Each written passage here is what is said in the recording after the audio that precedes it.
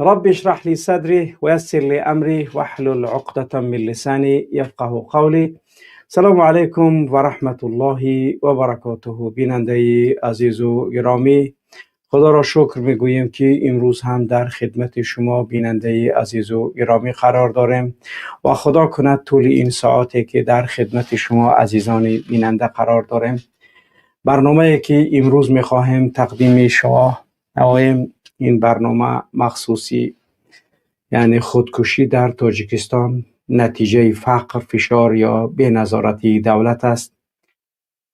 واقعا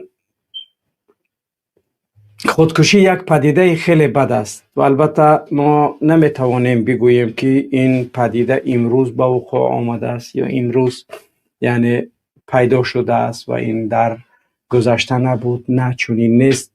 خودکشی یک پدیده است که از آغاز بنیاد، از آغاز خلقت انسان تا به امروز ادامه دارد و محض شریعت اسلام است که در قضیه این و دین‌های آسمانی که تا دین اسلام برای بشریت آمدند، تمام جامعه را از این پدیده می‌خواستند که برحذر دارند تا اینکه این یعنی عملی بد و شنیع را انجام ندهند. و امروز هم ما یک برنامه در این مورد گذاشتیم، چون واقعا می‌بینیم چند پدر و مادر را دیدم که به اصلاح نوشتن زنگ میزنن، گریه میکنن. حتی افرادی که از بالای ماست دوشنبین که و از یاوان، از وحدت، وقتی هنگام قتل کردن خودشون یعنی که با ما زنگ زدن و من خدمت دریا میپرتم، خب در حق ما دعا کن، وضعیت من انا همین بود، من تجاوز شدم، من فلان شدم، من مجبوری با فلان کار وادار کرده شدم، مرا تهمت میکنن. یعنی به همین کارها سبب شد که یعنی که یک پسر و چند دختر بود که یعنی به ما زنگ زدن و در قضیه خودکشی یعنی قبل از مرگشون با ما صحبت کردن. واقعا هم دهشت است. ما بیشتر نمیخواستیم روی این مسئله صحبت کنیم. حتی نامهای اون افراد پس از این که خودش میکشد، بعد از اون در رسانه ها میبینیم که چنین شخصی با نام و نسب فلانی یعنی که خودکشی کرده است. و چنانه که بسیاری از مسائل داغ داخلی کشور را ما همیشه با مورد بررسی قرار میتیم تا اینکه آنها را به شکل با ملت و مردم در میان بگذاریم تا مردم به شکل بتانند وضعیت و حالت خوبتر و بهتر به شکلی که میبینند بفهمند. خب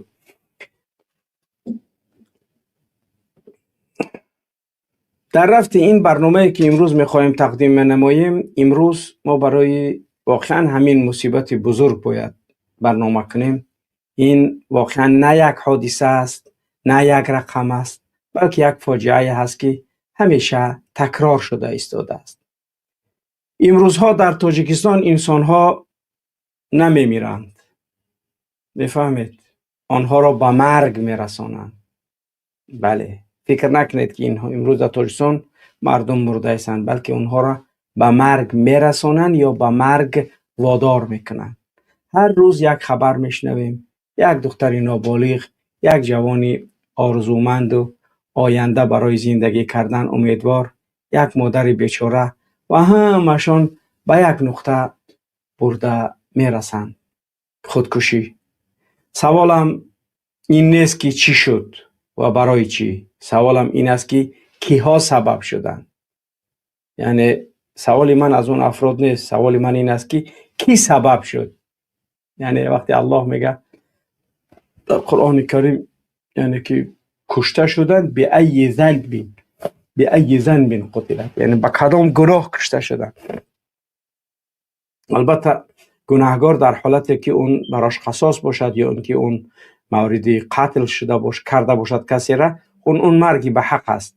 ولی کیها سبب شدند که همینها خودکشی کردند؟ واقعه های که ما و شما هر روز هم میبینیم و پیگیری همون هستیم، پنهان کرده نمی شود. این همه را امکان ندارد که جامعه، دولت، رسانه ها پنهان کنند. حادثه همین ماه اپریل شدگی اگر در یاد کسی باشد، تقریبا یعنی 4-5 روز پیش روزی 17 اپریل جسد یک دختر 13 ساله را در جماعت خلمات پیدا شد. دختر خواننده صنف 6 بود و گفتی معلمه هاش و گفتی سردار صنفش اعلی خوان بود، اخلاق خوب داشت، از عائله تامین بود، ولی خودش کشت. درست همتون دیده. اینجا دیگر بهانه نمیتونه باشه. این یک سوال باید باشه. چرا یک کودک به زندگی نه بلکه به مرگ هم میگه؟ چرا یک کودک زندگی میخواه بکنه؟ یک جوان 13 ساله تقریبا به بلاغت رسیدگی، عادتا دخترها به بلاغت میرسن، منظور به بلاغت 18 ساله قانون دولت نمیگم، به بلاغت رسیدگی خب دیگر برای زن و مرد معلوم است. برای جوان دختر و بچه که 13 ساله تقریبا، یعنی که دخترها عادت در 13 سالگی عمدتا 80% اگر یعنی که چنانه که در خبر آمده است از زندگی تامین. در شریعت اسلام مثلا دختری اگر قصاب در 9 سالگیش به بلاغت برسه، دختری آدم کم بغل 12-13 دیگر به بلاغت میرسه. یعنی که عین نهایتش تا 14 سالگی به بلاغت میرسه. یعنی دختری که به بلاغت رسیدگی، بلاغتی منظور شرعی است، باز دیگر میگم نه به بلاغتی که سن 18 برسه بعد اون به بلاغت میرسه. همتون شاهدید. به این کی باید جواب بگه؟ کی جوابگر این است؟ پدر و مادرش که نمیخواستن و این هرگز وادار کردگی نیستن. حتما جامعه این وادار به این کار کرده است. یک حادثه دیگر نوروزی ظفر بود، یعنی که همتون شاهدید. یک زنش خودکشی کرد، زن دیگر با 11 کار ضربه کارد کشته شد. همتون شاهدید. امروز او گمان برای این تنها یک جنایت نیست بیننده عزیز گرامی، این نشانه آن است که در داخل بعضی عائله ها زندگی به زندان و به مصیبت و به وضعیت ناخوب و ناخوش تبدیل یافته است. حادثه دیگر بختاور دانشجوی 19 ساله که خودش آویخته بدار آویخت. سبب قرض، سبب ترس شرمندگی، سبب بوکمیکرز که کنتورهای رستم، سبب نمیدونم صدها جوان دیگر از بوکمیکرهای یعنی که رستم و همین کروگش زنگ میزنند به ما میگن که من در خانه بودم، از بانک فلانی رفته است، فرزندم قرض گرفته است، در بوکمیکرز که کنتور رفته است 50,000 سومانی بای داده است. ترسید که ما یگان گپ میگم بچم خودکشی کرد، بچم زهر خورده است نمرده است، بچم 50 تا تبلت فلان خورده است متاسفانه نمرده است، ولی خب یک وضعیت بد در بیمارخانه قرار دارد. پس یعنی این بوکمیکرز که های کنتور و این چیزایی که رستم فرمان برآورد تو ساعتی 11-12 شب باید کار کنن تو اینکه از مردم پول جمع کنن، یعنی همین ها هستن. این جوان ای کم بیزاعتی نمرد، ای فشار و تنهایی مرد. این جوان میتونیم بگیم ای کم بیزاعتی مرد، این جوان میتونیم بگیم از فشار، از تنهایی، از فشار، از تضییق اون چیزی که بالای او آمد. هر دو سبب حالتهای مرگ او میشوند. حادثه دیگر دختر 15 ساله خود کشت زیرا از ظلم مویندرش به تنگ آمده بود. خوب دیگر از ظلم یعنی که مادراندر یا مویندر به تنگ آمد. این دیگر خودکشی نیست، این کشتاری غیر مستقیمه. اما رو دلیل ها و پکزاتل ها شنانه که بسیاری از ما و شما یعنی که نشان دادها بگیم اگر یعنی به همین حالتی که ما و شما امروز جامعه را نگاه کرده هستیم، یعنی دلیل شکست جامعه است. در سال 2025 364 حالتی خودکشی به قید گرفته شد، 48 حالت بیشتر از سال گذشته. باز از این 364 حالتی خودکشی 261 حالتش تنها زنها و دختران بودند. یعنی تقریبا 100 عدد کمتر از یعنی که کمش مردو است از 364 261ش، یعنی میتونیم بگیم که تقریبا یعنی 80% زنها خودشون دخترها خودشون کشتن. این رقم نیست بیننده عزیز گرامی، این 364 فاجعه های، این 364 خانه است که ویران شد یا به ماتم خانه تبدیل یافت. این 364 زندگی است که شکست و نتوانستیم زندگی آنها را ما حفظ کنیم. اگر چند رحمان و در حفظ زندگی این ملت و مردم نیست. همیشه میخواهد که زندانی باشد، فراری باشد، در کشور نباشند. خودکشیش هم پشت همونها سببها حقیقتی که کسی گفتن نمیخواهد. باید راست بگیم، باید یعنی که با کج راست یمین و شمال یعنی که تا نخوریم گپ نزنیم. این همه علت و سبب چیست؟ خشونت خانوادگی، فشار دائمی پسیکولوژی و روانی، قرضداری، بیکاری، ترس شرمندگی که تجاوز شده است از طرف کسی یا اینکه بدنام شده است به خاطر که شرمنده نشود خچه میکشد، بی‌عدالتی اجتماعی. اما یک سبب اصلی هم وجود دارد. انسان دیگر امید ندارد. وقتی شرمنده می شود، وقتی قرضدار می شود، وقتی بیکار می ماند، وقتی از جامعه استنطاق می شود، وقتی از طرف مقامات انتظامی با بدترین وضعیت ها گرفتار می شود، دیگه ناامید می شود، دیگه امید ندارد از زندگیش. وقتی امید در انسان میبره، انسان هم میبره. این روز ما درس عقیده داشتیم. یکی از مهمترین چیزایی که در شریعت اسلام خیلی اهمیت جدی دارد اون هم نیت هست. انسان وقتی که نیت میکند، تقریبا بسیاری از کتب اهل سنت، یعنی منظور کتب سنت یا حدیثی که در اهل سنت وجود دارد، با حدیث انما الاعمال بالنیات شروع می شود و این دلالت از آن میکند که نیت مهمترین وضعیت و حالت هر یک انسان است. ولی انسان چنانه که میبینیم ما روح دارد و روح است که کالبد جسد ما و تو را حرکت میدهد، دست ما بالا میرود، چشم ما نگارنده و نگه کننده است، زبان ما گوینده است، دست میقپیدگی است، پا میرفتگی است، حرکت، همه اینها روح است که اینها را به کار میدرارد و مشیت و خواهش خود انسان. درست. پس نیت داخل این روح هست. یعنی انسان من مکتب تمام میکنم، دانشگاه داخل میشم، فلان کار میکنم، نگاه که نقشه و نیت های در زندگی دارد. ولی ببینید که تاجیک دیگر نه نیت دارد و نه روح دارد. داخل جسد انسان روح هست و اون روح چون که در قرآن میگه اسالونک عن الروح قل الروح من امر ربی، روح از امر پروردگار است. اما تاجیک دیگر نیت ندارد، تاجیک دیگر قصد آینده ندارد، تاجیک دیگر آینده خود شدیده نتونسته است، نمیداند که چی گپ است. چون که وقتی که با دانشجوی اروپایی ملاقات میکنی میگه یک سال دیگه مونده است من میخونم، انا بعد از یک سال میبینم یا پاوزا میگیرم یا ماجستراتور دوام میتیم یا اینکه میرم با کار شروع میکنم، در دوام کارم ماجستراتور میخونم، بعد از اون من فکر دارم که فلان کنم، انا بعد معاش من میرسد به 6000 با 5000 با 10000، انا بعد در برابرش این کارو میکنم. اگه همون جوان تاجیک تو بپرس که تو بعد از ختم دانشگاه چیکار میکنی؟ خیلی مورد در شورای میپرسن الان شاید چی میشه؟ کسمنافت میشم. چی میشه؟ یعنی که هر یک وظیفه میکنن. واسه کدوم کودک تاجیک را که پرسی چیکار میکنی کلان شه میگه بل خدمت میگیرم میرم روسیه مردی کاری.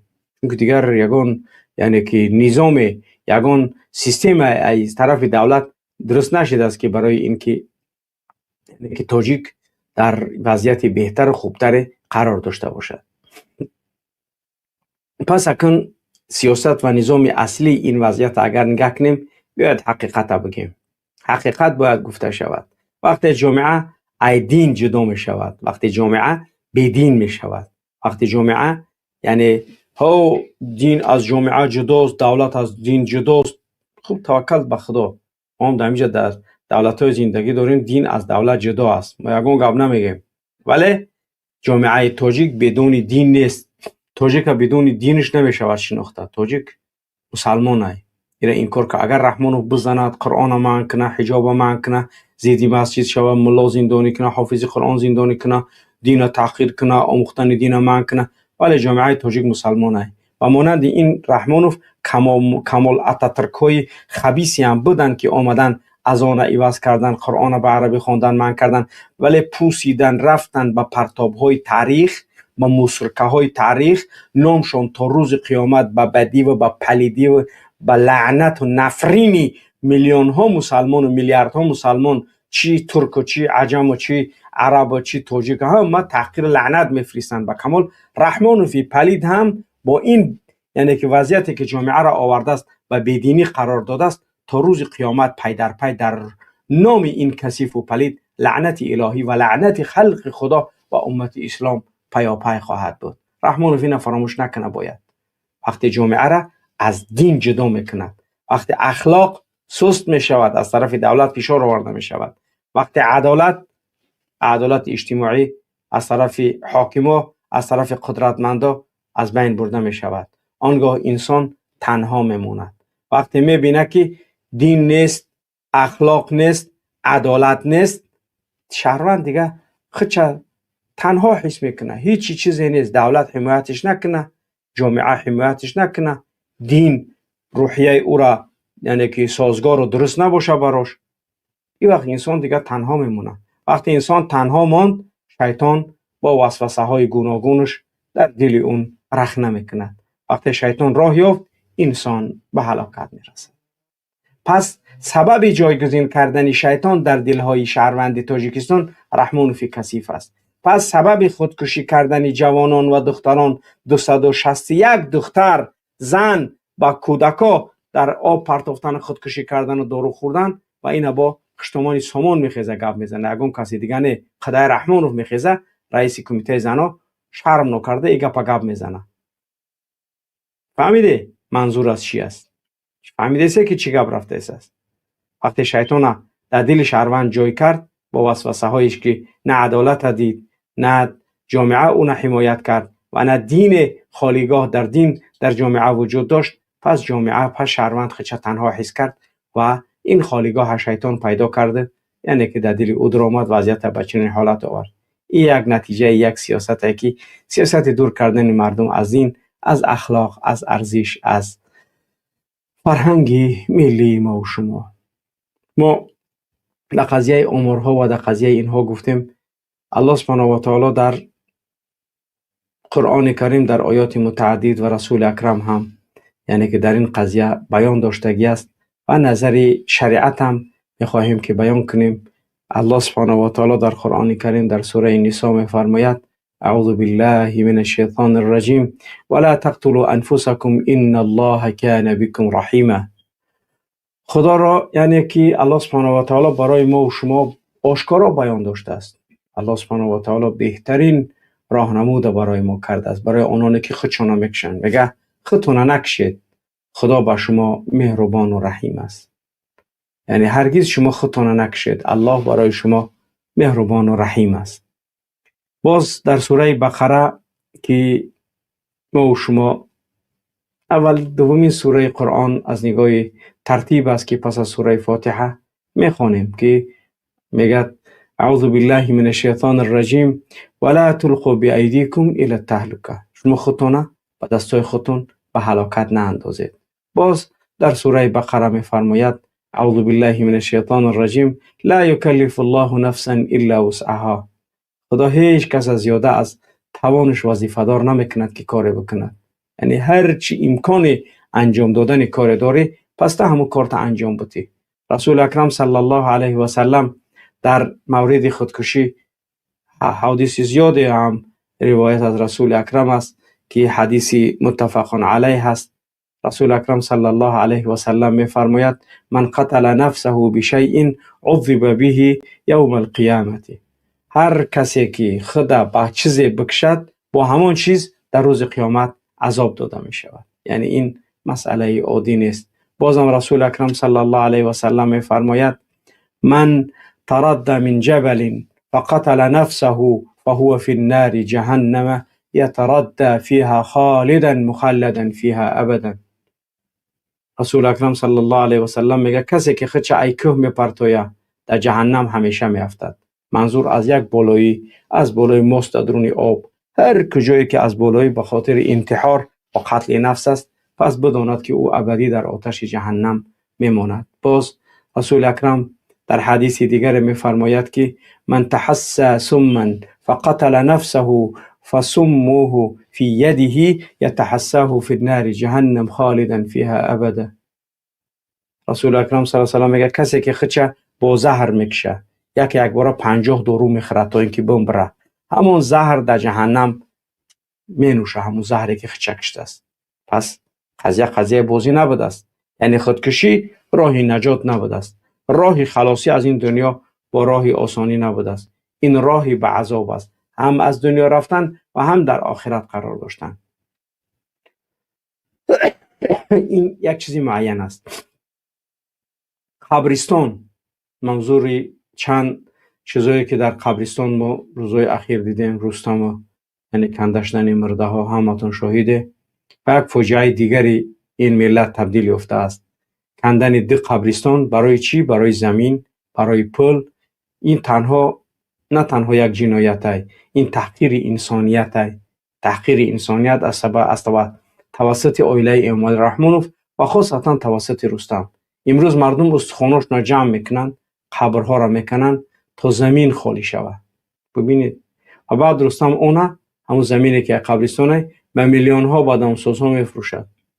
همتون شاهده. این گپ از پیش خودم نیست. مرحمت رسانه ها را ببینید تا اینکه بیشتر بفهمید. سوال: اگر چنین بود چرا 5 سال آخر استفاده این قبرستان را منع نکرد رستم؟ چرا حکومت قرار نبرد که قبرستان استفاده نبرد تا اقل مردهای نو گور نکنند همونجا؟ برای که رحمانوف و رستم هیچ وقت پلانی چند ساله پیش نمیتوند که برای مردم یا برای دولت یا برای جامعه یعنی که بازگو کنه. چرا اجازت داد که مردم دفن کنند مردهاشون؟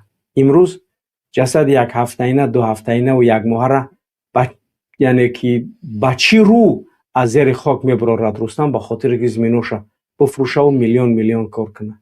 این عمل بیننده گرامی نه تنها جنایت است، این یک رذالت است، این یک پلیدی است، این یک بدبختی است که هر یک قدمی ما و شما بدانیم که رستم و این عائله کثیف که در کامنت ها می نویسند که این عائله بسیار عائله خوب است، نه زندت روز داره نه مردت روز داره از دست رحمانوف.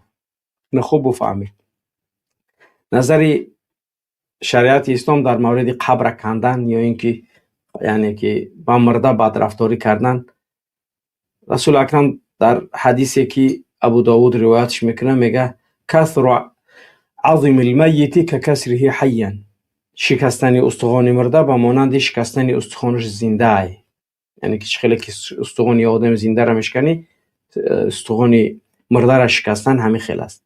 باز در یک حدیث دیگر آمده است که راوی این حدیث امام مسلم است، میگه لئن یجلس احدکم علی جمرات خیر له من ان یجلس علی قبر. اگر تو در بالای یک قوق آتش و کمر وقتی که گرم میشه و قوقش میمونه کو در بالای همو اگر انسان بشینه برای او بهتر است که در بالای یک قبر برای بشینه. یعنی که خیلی تاثیر بی‌زیب داشته است. حدیثی صحیح بر روایت امام مسلم. اگر در بالای قوق آتش بشینی برای تو بهتر است. اما آدمایی که رستم خانه راست دارد در قبرستان نخره خانه ها را. اما خانه ها به ضرر زیان شما هستند. نخره اون خانه ها را. پس خوب آگاه باشید. یعنی قبر یک جایی هست که برای مسلمان آرامگاه آخرت است. مرده احترام باید داشته باشه. دست به این کارهای مسلح و به این یعنی که تهدیم قبور، اگر قبری که برای عبادت باشد خوب انهدام اون فرض است. ولی قبر عمومی، قبرستان مسلمان ها انتها که حرمت مسلمان کردن، این وضعیت مسئله بازی نیست که در این مسئله این کار را انجام داده است. یعنی باید خوب ملت و مردم عمل کرد اینها را بفهمند. امروز خودکشی زیاد شده است. این تصادف نیست. این نتیجه فشار جامعه، نظام بی‌عدالتی، دورشوی از دین، نبودی امید. وقتی که در بالا گفتم بازم تکرارتون میکنم تا اینکه بیشتر و بیشتر وارد این مسئله شود. وقتی انسان عدالت نمیبیند، آزادی ندارد، دستگیری نمیشود، آنگاه میخواهد که خودکشی کند و به مرگ برود. یک پیام دیگر میخواهم براتون برسانم و اون هم به هر کسی که یعنی پیام من میتواند برسد. تو تنها نیستی. اینا خوب بفهم. اما مردم و ملت تاجی این زندگی ارزش داره. هر تاریکی روشنی داره. پس به خودکشی دست نزن و هر کسی که به این کار دست میزند باید از این کار دست بردارد. با آنهایی که سبب میشوند ظلم کنید، فشار دهید، خاموش کنید، اما بدانید همونایی که این مردم به خودکشی وادار میکنم نه خدا میبخشد نه تاریخ کار شما را فراموش میکنه. این مسئله بازی نیست. خاصتا زنها، خواهران گرامی، مادران گرامی که فرزند دارید، همسر شوهرت یعنی که زن گرفته است، همسر گرفته است، زن دیگه نمی آید، به هزار مشکل میدونم، با مشکلات مواجهی، میدونم که شوهرت نیست، فرزندات پدر میگن، پدرت یعنی شوهرت به یک وضعیتی بی‌زیبی و پدری فرزندات، پس این علت سبب نمیشه که تو باید خودکشی کنی. نه خیانت کن و نه خودکشی کن.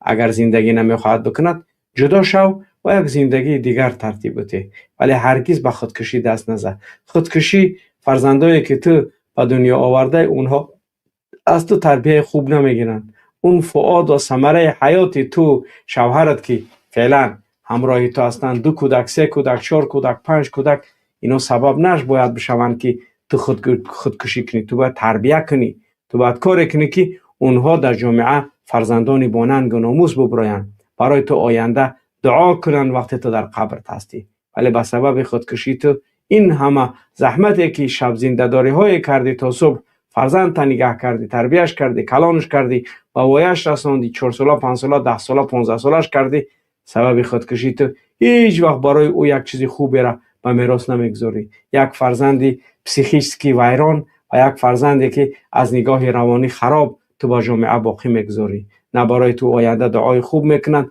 تو باید اون تربیه کنی تا اینکه او برای تو دعای خوب کند. انا این است یعنی که وظیفه انسانی و وظیفه مادری تو، مادر و خواهر گرامی. خوب دقت کن. در قضیه خودکشی نظر شریعت اسلام و نظر قرآن و سنت معلوم است. بسیاری از مردم در قضیه از نگاه مذهبی نگاه میکنن مسئله را، یعنی که مسئله خودکشی را از نگاه مذهبی که مردم ما یعنی که پیروی مذهب امام ابو حنیفه رحمت الله علیه هستند، یعنی که بازگو میکنیم تا اینکه بفهمی. اکنونش این که حکم اساسی خودکشی حرامه. خب طبق اون چیزی که از قرآن و سنت گرفتیم و مذهب امام ابو حنیفه هم یعنی که مذهبش روی قرآن و سنت استوار است. خودکشی حرام است در مذهب حنفی، یعنی انسان نباید یعنی که خودش بکشد و این گناهی کبیر است. اما آیت یعنی که دلیل مذهبم آیت های قرآنی است که الله سبحانه و تعالی در قرآن کریم میگه اعوذ بالله من الشیطان الرجیم ولا تقتلوا انفسکم ان الله کان بكم رحیما. این هم آیتی همون است. یا که ولا تلقوا بایدیکم الی التهلکه، این هم یعنی که دلیل مذهب حنفی است که همچون دلیل در مذهب استفاده می شود. در مسئله دلیل هایی که در مذهب آوردن از نگاه حدیث، من قتل نفسه بشیء عذب به یوم القیامه، همون حدیثی که ما و شما یعنی که خواندیم. بازم حدیث دیگری را در استدلال و استنباط مسئله مذمت کردن خودکشی و حرام دانستن آن، یک حدیث از امام بخاری است که کان فی من قبلکم رجل به جرح فقتل نفسه فقال الله بادرنی عبدی بنفسه حرمت علیه الجنه. بنده من در مرگ شتاب کرد، من جنت را برو حرام کردم. یا آدم وقتی که زخمی بود، در حالتی که زخمی بود دیگه درد طاقت نکرد و خودش کشت، من جنت براش حرام کردم. یعنی مسئله بازی نیست. مردک در جنگ اشتراک کرده است، مردک در نبرد بر علیه کفر اشتراک کرده است، ولی زخمی شده است، ولی تاب و توان و طاقت همون زخم نداشت و خودش میکشه که بمبره، جنت براش حرام کردم. آیا خودکشنده یعنی که در مذهب حنفی طبق اعتقاد مذهبی ما کافر است؟ یعنی ما باید از نگاه اون چیزی که از نگاه مذهبی میآید اونم باید دقت جدی بتیم تا اینکه یعنی قضیه را خوب مردم بهتر بفهمند که چی است. در مذهب حنفی خودکشنده کافر نمیشود. اینه باید ما آشکارا و واضح بگیم که آدم خودش میکشه کافر نمیشود اگر به شرط از دینش بر نگشته باشه. او گناه بسیار بزرگ انجام دادگی است و تحت عذاب سخت در روز قیامت قرار میگیرد. امام ابو حنیفه رحمت الله علیه و علمای مذهب احناف میگویند چنین شخص مسلمان است و هیچ وقت را از اسلام خارج نمیکنند، اما گناهگار است، کار و گناه کبیره انجام داده است. دیگر مسئله میخواهیم براتون بیان داشته باشیم، مسئله جنازه خوانده نی شخص خودکشی کننده. شخص خودکشی کرده است، آیا جنازه کرده می شود؟ بله جنازه خوانده می شود، اما در مذهب حنفی وقتی که جستجو کردیم علما به چند یعنی که قول دلیل های گوناگون میارن. مثلا عالمای کلان یعنی که در جنازه همون آدم خودکشی کردگی باید اشتراک نکنن. مثلا آدمای عادی هم ملا میره و جنازهش میکنن، ولی علمایی که مردم در جامعه قدر دارن به خاطر یعنی احترام نداشتن هم عمل کرده همون نفر خودکشی کرده است در جنازه باید یعنی اینو نگاه کنید. این یک یعنی زجر است برای شخص خودکشی کننده. این برای همین است که جامعه بداند که همین عملی که همین شخص خودکشی کننده خودکشی کرده است یعنی بسیار عمل خطرناک است. و دیگر در جنازه، چون که در جنازه انسان اگر 3 صف باشه جنازه‌ای که میخونی پس سبب رحمت و بخشش تو میشه. ولی رحمان فقط همه ترسون جنازه‌اش کنن اون سبب یگان چیز نمیشه. منظور از مسلمانه که اون مسلمان بود و یعنی که از دنیا گذشت و در اون 40 نفر زیاد در جنازه‌اش اشتراک کرد. ولی باز جنازه با زیر میل اتومات تشکیل کردن نه، باید چون مردم شاهدان خداوندن، مردم شاهدان خداوند در زمینن. وقتی که شما جنایت انجام میدید و جنایتکار دو با میل اتومات مردم رو به جنازه بره، این سبب رحمت و بخشش شما نمیشه. ولی در عموم جنازه افراد زیاد اشتراک کردن در جنازه سبب بخشش صاحب قبر می شود، با روایات 3 صف و با روایات از 40 نفر بیشتر باشند. علمای حنفی در قضیه اشاره میکنند که اگر انسان عقلش کامل نباشه، اگر کس دیوانه باشه یا زیر فشار سختی پسیخولوژی قرار داشته باشد، گناه میتواند سبکتر باشد. یا آدم ناقص العقل نمیداند چیکار کرده است، یعنی که همین کار انجام میدهد، این گناهش کمتر است. چرا که در قرآن کریم دلیل مذهب همین است که لا یکلف الله نفسا الا وسعها، یعنی که خدا کسی را زیاده ای توان از تاب و توانش وظیفه دار نمیکنه.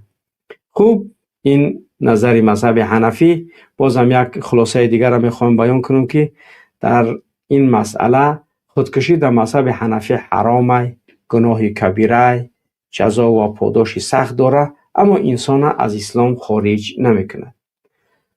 خوب، امیدوارم که انشاءالله که فهمیدید، ولی فکر نکنید که از اسلام خارج نکردن شما سببی در عذاب جهنم قرار نگرفتن شما می شود. چون که شما عمل انجام دادید که اون عمل یعنی که جانی که خدا داده است اون امانت است و اون امانت تنها خود الله حق دارد بگیرد توسط یعنی ملک الموتش، ولی شما به این کار نباید دست زنید.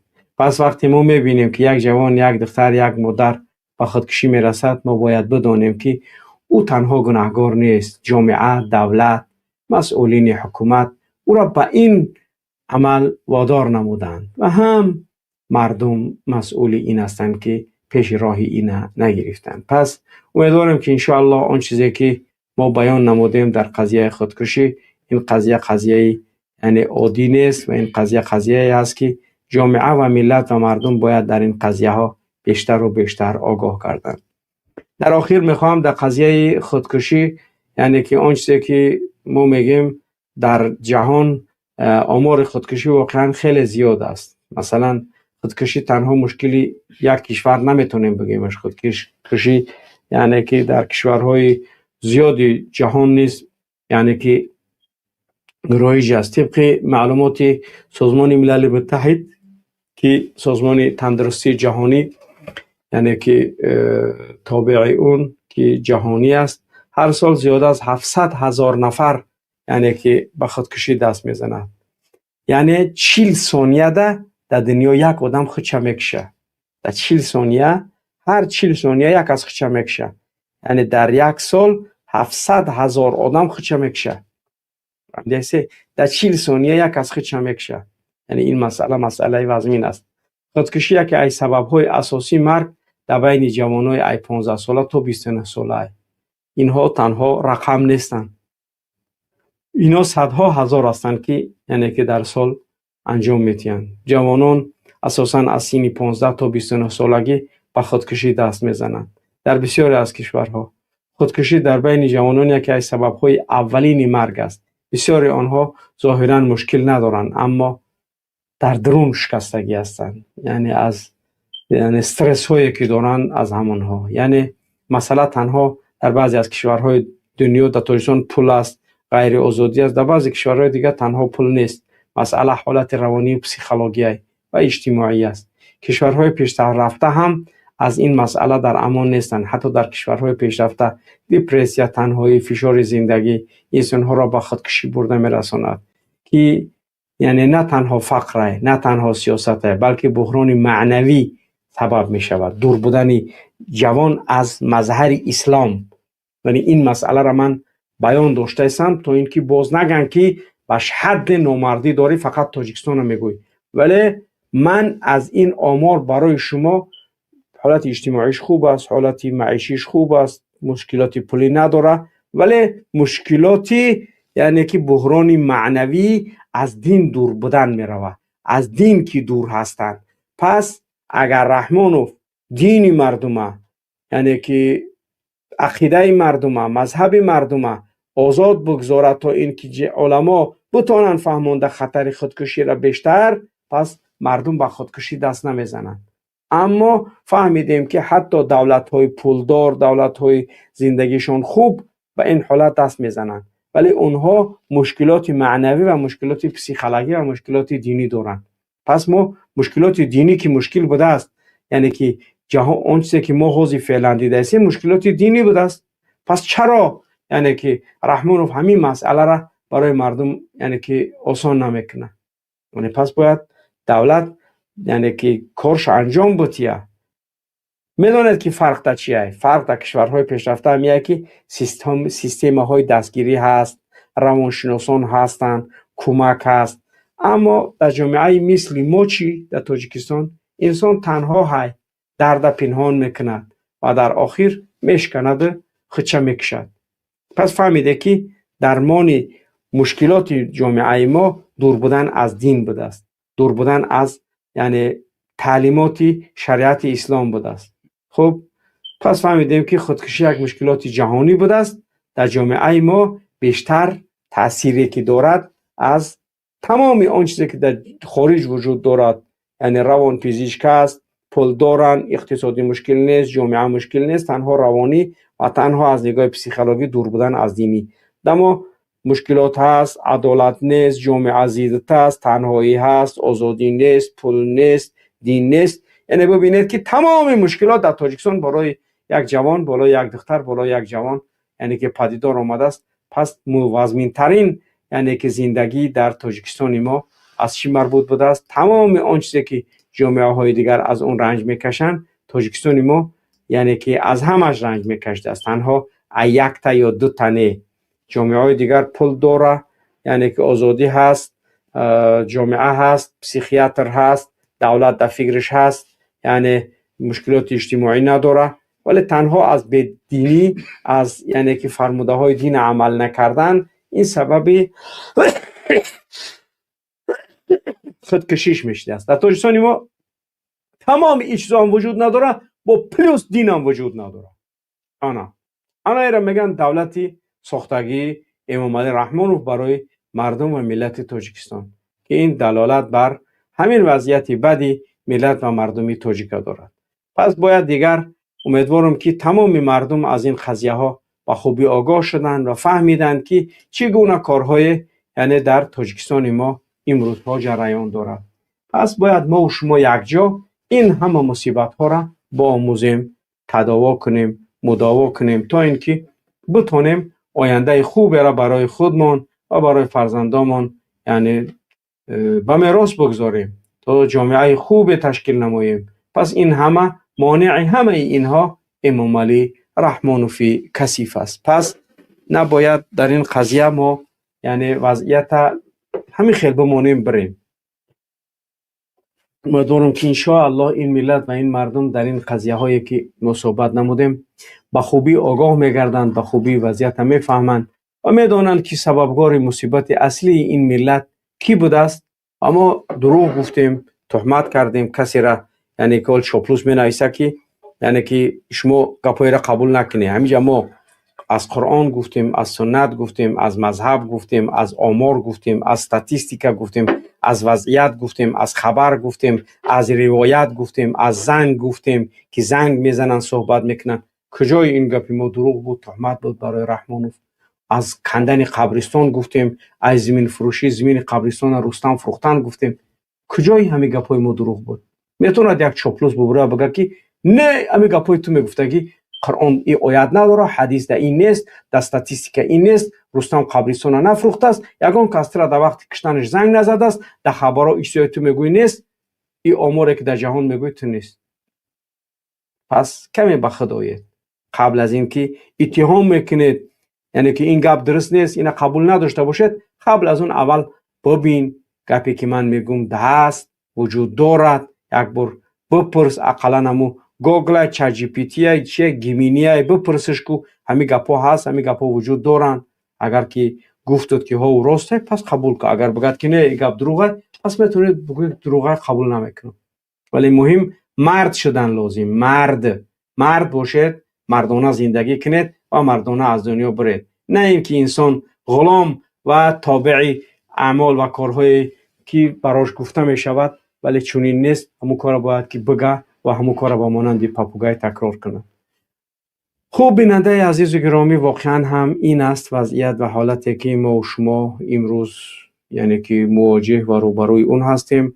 و ما تا این دقایق یعنی قسمت اولی برنامه ما که عبارت از چند دقیقه، 1 ساعت گاه 45 دقیقه گاه از آن کم بیشتر است، یعنی برنامه اونا قسمت اولش به پایان رسید و در قسمت دیگری که میخوام صحبت نمایم در این وضعیت و حالتی که فعلا دنیا قرار دارد، واقعا هم بعضی از جوانا در قضیه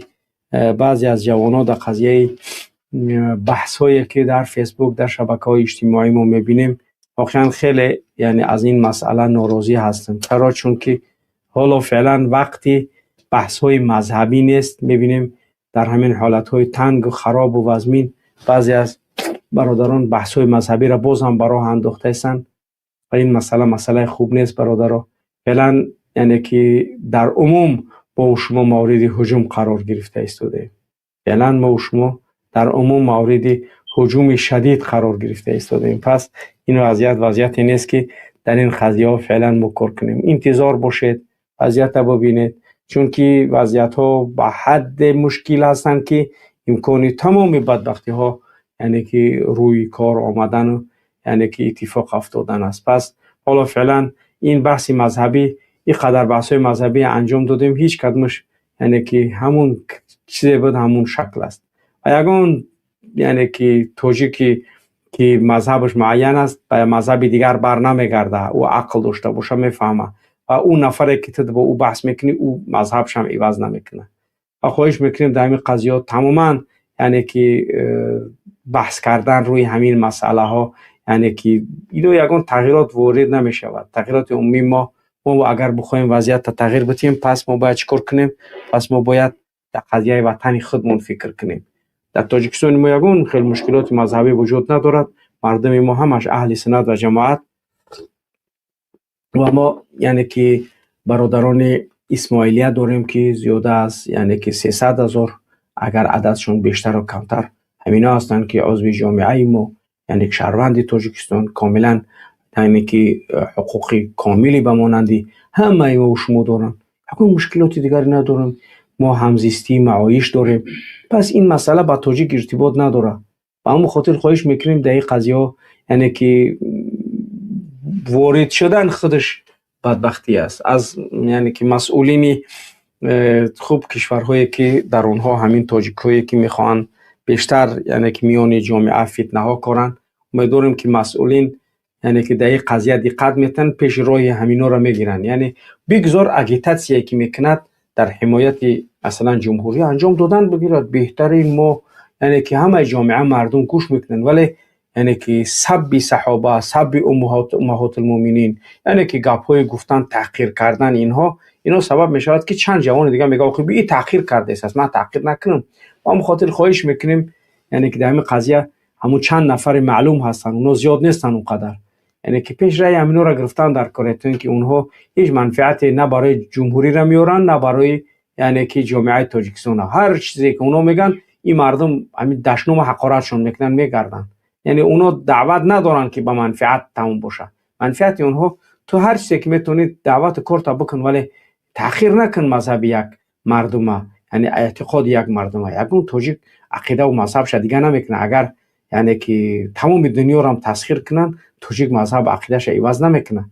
به اون خاطر لازم نیست دعوت هایی که انجام میتن این دعوت ها با منفعت تمام نمیشود به یکون کس. چون که ما در این مسئله ها بسیار میدونن که یعنی که 15-20 سال بودیم میدیدیم ولی منفعت شدیدیم که چی است. به اون خاطر اینایی که نه وارد شدن اینو باید بفهمن که اینو به ضرر تمام میشن، به فایده نه.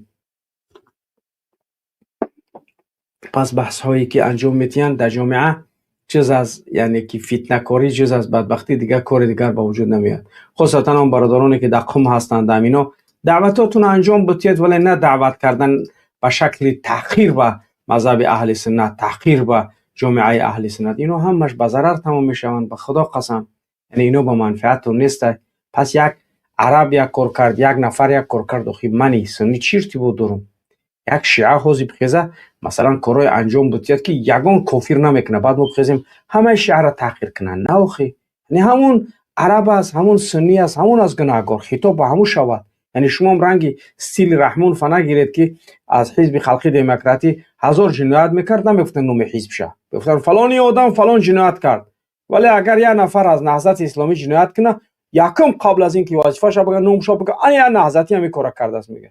این شکل غلط است در معرفی کردن. بعد همون نفر خودش نام گرفته شود، بگذار یعنی که حوالش به همون کرده شود، نه در عموم یگان مردم باید تحقیر شود. یعنی این من محکوم میکنم واقعا یک چیزی محکوم شونده است. باید این قضیه یعنی که همه مردم باید که دقت جدی بود. یعنی خواهش میکنیم بازی مسئله یعنی که مذهبی نیست، مسائل تنها و تنها گفته که اون چیزی که هست که مربوط به قضیه داخلی خودمون باید باشد. ان شاء الله امیدوارم یعنی که در این قضیه ان شاء الله دقت. قبل از برنامه بودم چند نفر زنگ زد، یک نفر خوب برادر خودمون زنگ زد و 2 نفر دیگه دین زنگ زده بودن. همین فقط میپرسن. یک برادر یک شعر نوشته است که اگر من شیعه باشم سنی میشم، سنی باشم شیعه میشم، یا اینکه هر شیعه که سنی نشه و کافر هر چون چی. یعنی خواهش میکنیم جنگ اینا با مذهب ارتباط نداره. این جنگ با مذهب نیست، این جنگ سیاسیه. خواهش میکنیم دیگه مسئله قضیه مذهب داخل نکنیم. قضیه سیاسیه، تمام دیگه. اگون گپ دیگه نیست. قضیه سیاسیه، نه قضیه مذهبی، نه قضیه اگون چیز دیگه نیست. یعنی در سیاست میرن مذهب قوش میکنن، عقیده را قوش میکنن و یا که همین است که همین خوکر نه گپ نیست. اوز اگر سعودی بزنه 50 کشور دیگر هم بگیره مثلا قضیه سیاسی، قضیه دینیش نمیبینم من، یا هر کشور عربی دیگر هم قضیه دینی نمیبینم، قضیه سیاسی میبینم. تمام منفعت، سیاست منفعت است. تمام. به همون خاطر خواهش میکنیم در قضیه بیشتر وارد نشه، نه خودتون احمق کنی، نه یعنی که یگان کسی دیگر هم. هر چیزی که شما از اون داخل تأخیر میکنید پس تأخیر میشوید. پس دیگر بشاره نمیتونیم ما هم گفته که نه نویسید دیگه پا این کارا نکنید. بعضی برادرها فقط تنها یک طرف میبینن. با چرا این بچه طریق گپ نوشت، وقتی بگردی بگوش که فلانی را دیدی نوشت، فلانی را دیدی نوشت، نه او را ما نگاه نمیکنیم، او یا فیکه. پس خواهش میکنیم برادران گرامی همین مسئله فیکایی که مینویسن تماما دقتشون نتید، اهمیتشون نتید. برو مونش همین سگ نوشت چند بار، کدومش سگش که نوشت یعنی که اهمیتش نمیتی. همه فیک معین است. این فیک که نوشت اهمیتش نتی، فراموشش که برو تمام دیگه قضیه تمامش میره. و همون خاطر خواهش میکنیم یعنی که در قضیه یعنی که بیشتر وارد نشین، چون که فعلا وقت این نیست. ما یعنی که هیچ کس یگان مذهب دیگر را قبول نمیکنه، همه در اون مذهب خود شاید تمام. و این مسئله تغییر نخرنده است، همه میدوند اینه. پس لازم نیست با دعوت کردن و با تحقیر کردن یعنی که مذهب اهل سنت در جماعت یا اینکه شما مذاهب دیگر، این چیزا با منفعت جوانان نیست. خواهش میکنیم از این قضیه کاملا دوری کنید. و بارک الله فیکم. این با ضرر همه ما و شما، با ضرر مبارزه هم تمام می شود. یگانه کاری ما غم ما رحمان و فضلش چگونه از قدرت دور شود تا اینکه مردم آماده باشند. ان شاء الله برنامه را آماده داریم. حالا میبینید در برنامه ما که چگونه همزیستی و تعایش یعنی که در برنامه ما ان شاء الله که ذکر می شود. اکنون در قضیه همون حالت و وضعیتی که روز یکشنبه بود یگان تغییراتی نیست. بازم همون 22 نفر در 100 نفره هست که 50,000 همون 22 نفر است و 14 نفر در 25,250 یورو و مسئله 75 و 35 و 55 ما یگان تغییرات نخورده است. خواهش میکنیم در این قضیه یعنی که دقت جدی بتید برادران گرامی. واقعا هم یعنی که امروز 22 ما معاش ماهی مارت ندادیم ولی که اپریل اوس بیسته به همون خاطر خواهش میکنیم در قضیه دقت جدی بتید تا بتونیم کارمون ان شاء الله که انجام بدیم. بار دیگر میگم 100 نفر در نفره 100 نفره 22 نفر در مسئله یعنی که 50,000 مقصد 500 یورو در مسئله 150 یورو 14 نفر یعنی یک زحمت میتونه یک از 2 نفر پرداخت کنه در 25 و 50 خیلی که بچه‌ها از امریکا و از دیگر جا پرداخت نمودن یعنی 22 نفر شد. پس به همون خاطر شما میتونید که در این قضیه دست بگیرید که قضیه معاشی که بچه‌ها باید پرداخت شود 75 35 55 ما باقی موندگیه یعنی باید اینا پرداخت شوند چون واقعا هم بچه‌ها کار کرده ایستن. باید که ما کارامون دستگیریاتون انجام بدیم تا بتونیم یعنی که قضیه را به یک اون چیزی که میتونیم انجام داده ان شاء الله با همون ادامه تیم. خب بیننده عزیز و گرامی، خوب دیگر همین بود آغاز برنامه ما و معلومات های زیادی از بخش های گوناگون به اصلاح میرسن. امیدواریم که انشاءالله در قضیه های یعنی که عمومی هست و ما کارمون انجام داده ایسیم انشاءالله یعنی که بتونیم هر مسئله که ما انجام داده انشاءالله کارمون انجام میتیم. خدا کند که بتونیم در آینده کارهای بهتر و خوبتر را انجام بدیم انشاءالله. خوب بله بیننده عزیز و گرامی، ما در پایگاه اصلاحات خواهان فعلا 2 نفر ژورنالیست متخصص به قضایای عمومی که در یک هفته 5 مطلب سیاسی تحلیلی از وضعیت ها، خب البته چت جی پی تی را ما قبول نداریم، منظور که تحلیل های واقع بینانه که از وضعیت های عمومی هست یعنی تحلیل کرده بتوند یعنی که تماس بگیرن اگر امکانی همکاری کردن وجود داشته باشد ما یعنی که انشاءالله که میخوایم کار کنیم. اگر 2 نفر دیگر ما داشته باشیم در پایگاه اصلاحات خواهان در حرکت تا اینکه یک نفر اگر اداره کاملی سامانه را بگردن بگیرد اگر چند ما بشناسیمش اونه به شکل معرفی شود بشناسیمش یعنی میتونیم کاملا یعنی که در مسئله ادامه کار یعنی که باید که در همین پایگاه اصلاحات خواهان کار کند. معرفی نشود، نیاز به معرفی شدنش نداریم، مهم کار کردن است. در اصلاح یعنی که افرادی هستن که 6 ساله کار داره، 7 ساله 6 ساله کار دارن، 5 ساله 4 ساله، هیچ کس نشناختشون و هیچ کس نمیشناسشون، کار کرده نیستن، هیچ مشکلی ندارن. پس تنها برادرانی که میتونن کاری انجام داده انشاءالله که تماس بگیرن تا اینکه بتونیم کارهای را انشاءالله که با هم انجام تیم. خوب بله امیدوارم که سیلکه در چی گذاشته شده است در نمیدونم سیلکه برنامه در خب ما نظرسنجی گذاشتگیم در اینجا. به نظر شما سبب اساسی زیاد شدن خودکشی در تاجیکستان چیست؟ فقر و مشکلات اقتصادی، فشارهای روانی و اجتماعی. یعنی 52% فقر و مشکلات اقتصادی، 48% فشارهای روانی و اجتماعی. یعنی این نظرسنجی است در پایان همین چیز یوتیوب است، با فرق از قبلی که در بالا بود بازی در پایان است. نگاه کنید از سیرکه موندگی در همون میتونید که شما نظرتان یعنی که بیان داره. خب 258 نفر در شبکه امروز لایک های خودشون گذاشتن. در گذاشتن لایک خودتون کوتاهی نکنید. این هم پیپل اصلاح میتونید که فعلا با پیپل ما یعنی که زیاده از 950 یعنی یورو برای پرداخت داریم، خاصتا همین هفته یعنی پرداخت روز جمعه. مثلا برادرانی که امکانی توسط پیپل کمک خودشون نمیتونه رسونده توسط پیپل کمک خودتون رسونید تا اینکه ما انشاءالله که با کارهامون هم برسیم. خوب بیننده عزیز گرامی، همین است انشاءالله برنامه آغازین برنامه امروزه ما و میپردازیم به قبول زنگ ها. اگر زنگ ها باشن مرحمت قبول میکنیم.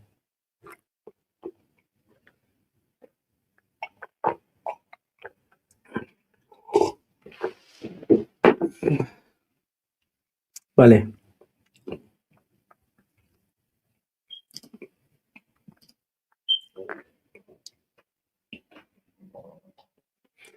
خوب. توسط واتساپ هم، بله، رقم واتساپ در چی گذاشته شده است. میتونید که توسط واتساپ هم یعنی زنگ هاتون رو بزنید.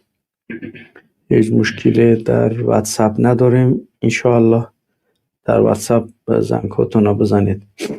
خب، گولیا یکاترینبورگ تاجیکستان آوردند، چون که از بعضی معلومات هایی که برای ما از داخل کشور رسید، اون گولیا که از یکاترینبورگ بود، دزدید، مردم فریب کرد، حیله کرد، بردانش تاجیکستان. خوب هم بخیل یعنی که معلومات ها برای ما رسیدگی است.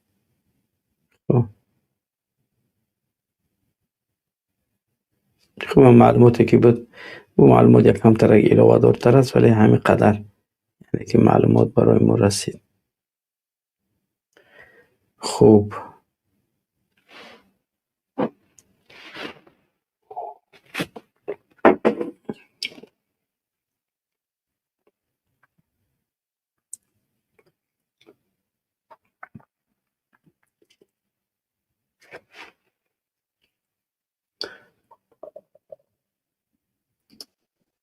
بله. سلام علیکم. و علیکم السلام. خوبی محمد اقبال جان، سلامت خوبه؟ سلامت باشی. اینجا موضوع حساس مونده، گفتم به طرف نمونم، فکر رقیدم بگم اگر روزی باشی. بله، فکر نظر. سبب اصلی خودکشی جوانان تاجیک، چه مرد چه زن، عموما این جاهلی خیلی همون شخصیت های. مثال دوچار پرابلم شدگی نمیدونه چه خیلی ببرویه پرابلم دیگه همین روی اصلا نگرسگی دبرول نیو خود ای زندگی. دیم وضعیت بعدی یا که بدترین اقتصادی. بله. دیم میتونه شده سلامتی خودی همو حالت روانی شخصیت. مثال نو سالیم پسیخیچسکی، مثال کسالای پروستا دست به خودکشی میزنه. میگه میتونه مثال با شرایط مساعدت نه، مثلا نرکتا، لونکا،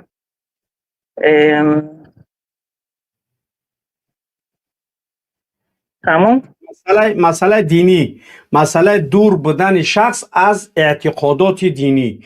مثلا یک مسلمان میداند که قتل نفس حرام است، خودکشی حرام است، گناه کبیره است، انسان در آتش جهنم ابدی میمونه. همین خیل یعنی که پس او خودشه از هم بیسوادی، از نفهمیدگی.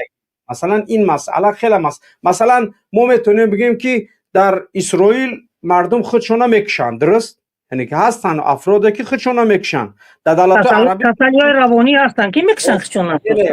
ما کسال روانی نمیریم. او کسال روانی را ما واپشه لا یکلف الله نفسا الا وسعها. در این مسئله ما کار نداریم. این مسئله معین است که کسال روانی او دیگه یعنی که مکلف نیست، یعنی قلم از او برداشته شده است. شریعت اسلام قلم از چند نفر برداشته شده است. یکیمش خواب تا بیدار شود، دویمش کودک تا به بلاغت برسه، سومیش یعنی که دیوانه تا وقتی که چیکار کنه اون به عقل نداره. از اینا قلم برداشته است. اینا رو ما تماما داخلی یگان مسئله شون نمیکنم. من نه قلم گفته چی را در نظر دارین؟ قلم میگوی چی را در نظر دارین؟ که همون هر یک عملی که انسان انجام میدهد قلم نوشته میکند که مثلا همین آدم همین کار انجام داشت، ولی قلم برداشته شد منظور نوشته نمیشود. عملی اچوت نمیتن، از خداوند اچوت نمیتن، فهمید؟ حسابات در نزد الله نمیشود. برای چی؟ برای که اون خوابه، برای که این کودک است، برای که این یعنی که مثلا دیوانه است، از عقل بیهوش شدگی دیگه اون فهمیده میشه خداوند ظلم نمیکنه بندشه. ولی مسئله در دولت‌های پیشرفته اون مشکلات پولی نداره، مشکلات اجتماعی نداره، مشکلات این نداره، مشکلات اساسیش مشکلات نارسایی روحی هست. یعنی از نگاه روحی، پسیکولوژی، از نگاهی بای بدنی دینی اعتقادی اون نال است. انا همین خالیگاه با قول توجیکو اگر بگیم چون مستی را میکشن در دیگر دولتانی که در توجیکستان از شرایط بعدی اقتصادی انا در دیگر دولت خود چون ای مستی میکشن که ما بسنجیم چخیل آدم میمبره چخیل که مثلا همین بایای توجیکستان یعنی که تمام جنایت انجام دادن، مواد مخدر کشیدن، دخته استفاده بردن، حاضر شدن زد نیما زدگی که میگه ایش هم استفاده بریم چی گپه. انام یک کسی دیگه میگه خود چم میکشه همین خلک میگه استفاده برام چی گپه. یارو ما کاملا میبروریم از وضعیت. ولی مسئله تو روانی، یعنی وقتی که انسان از نگاه روحی و روانی آماده نیست، یعنی نمیتونه فهمیده مقصد نمیتونه داشته، یعنی که بعد به همون خاطر این قضیه خیلی قضیه بزیبه. همون شرایطی بعد اقتصادی که مساعدت میکنه اصلا صاحب اقتصادیات و سیاست مثال کی دوران میکنه وانو که دیگه مثال همون دیگه اگر نه بیچاره توجیک مثال همی عموما مهنت دوستن آدمای خوبن، اگر شرایط باشه مثال در دولت کار میکنن مثال معاش مناسب باشه روی معاششون زندگی میکنن بیچاره. نه که کدا نگلانی کجا نروان کدا همه جا گفت دیگه پا کرسه رها محکمه خیلی بعد دیگه توپیک میشوه بیچاره توجیک دیگه جوهی میشوه میروه همی صبح بعد درسته. سلامت باشی فیداس. خب اناتون بخدم. سلامت باشی. خوب برادران گرامی، هر یک کدوم نظر خود در قضیه همین میتونید بدروید بیان کنید، اما نظر سنجی از نگاه عمومی که هر یک کدوم میتونید در قضیه وضعیت داخل شد تا اینکه صحبت کنید، بفهمید، بفهمونید یگان چیزی دیدید در این قضیه، یعنی که ما را یعنی که معلوم کنید، خودتونم بفهمید تا اینکه یعنی که قضیه معلوم تر گردد.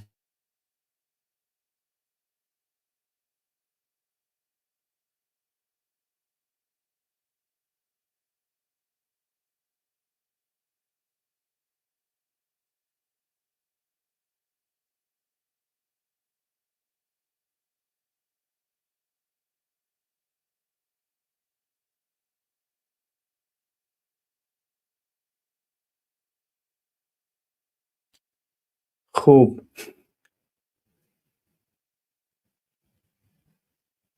بله. خب واقعا هم وضعیت و حالت در همه کشورهای گوناگون به شکل‌های گوناگون دیدیم که در هر یک 40 ثانیه یک نفر خدشه میکشد.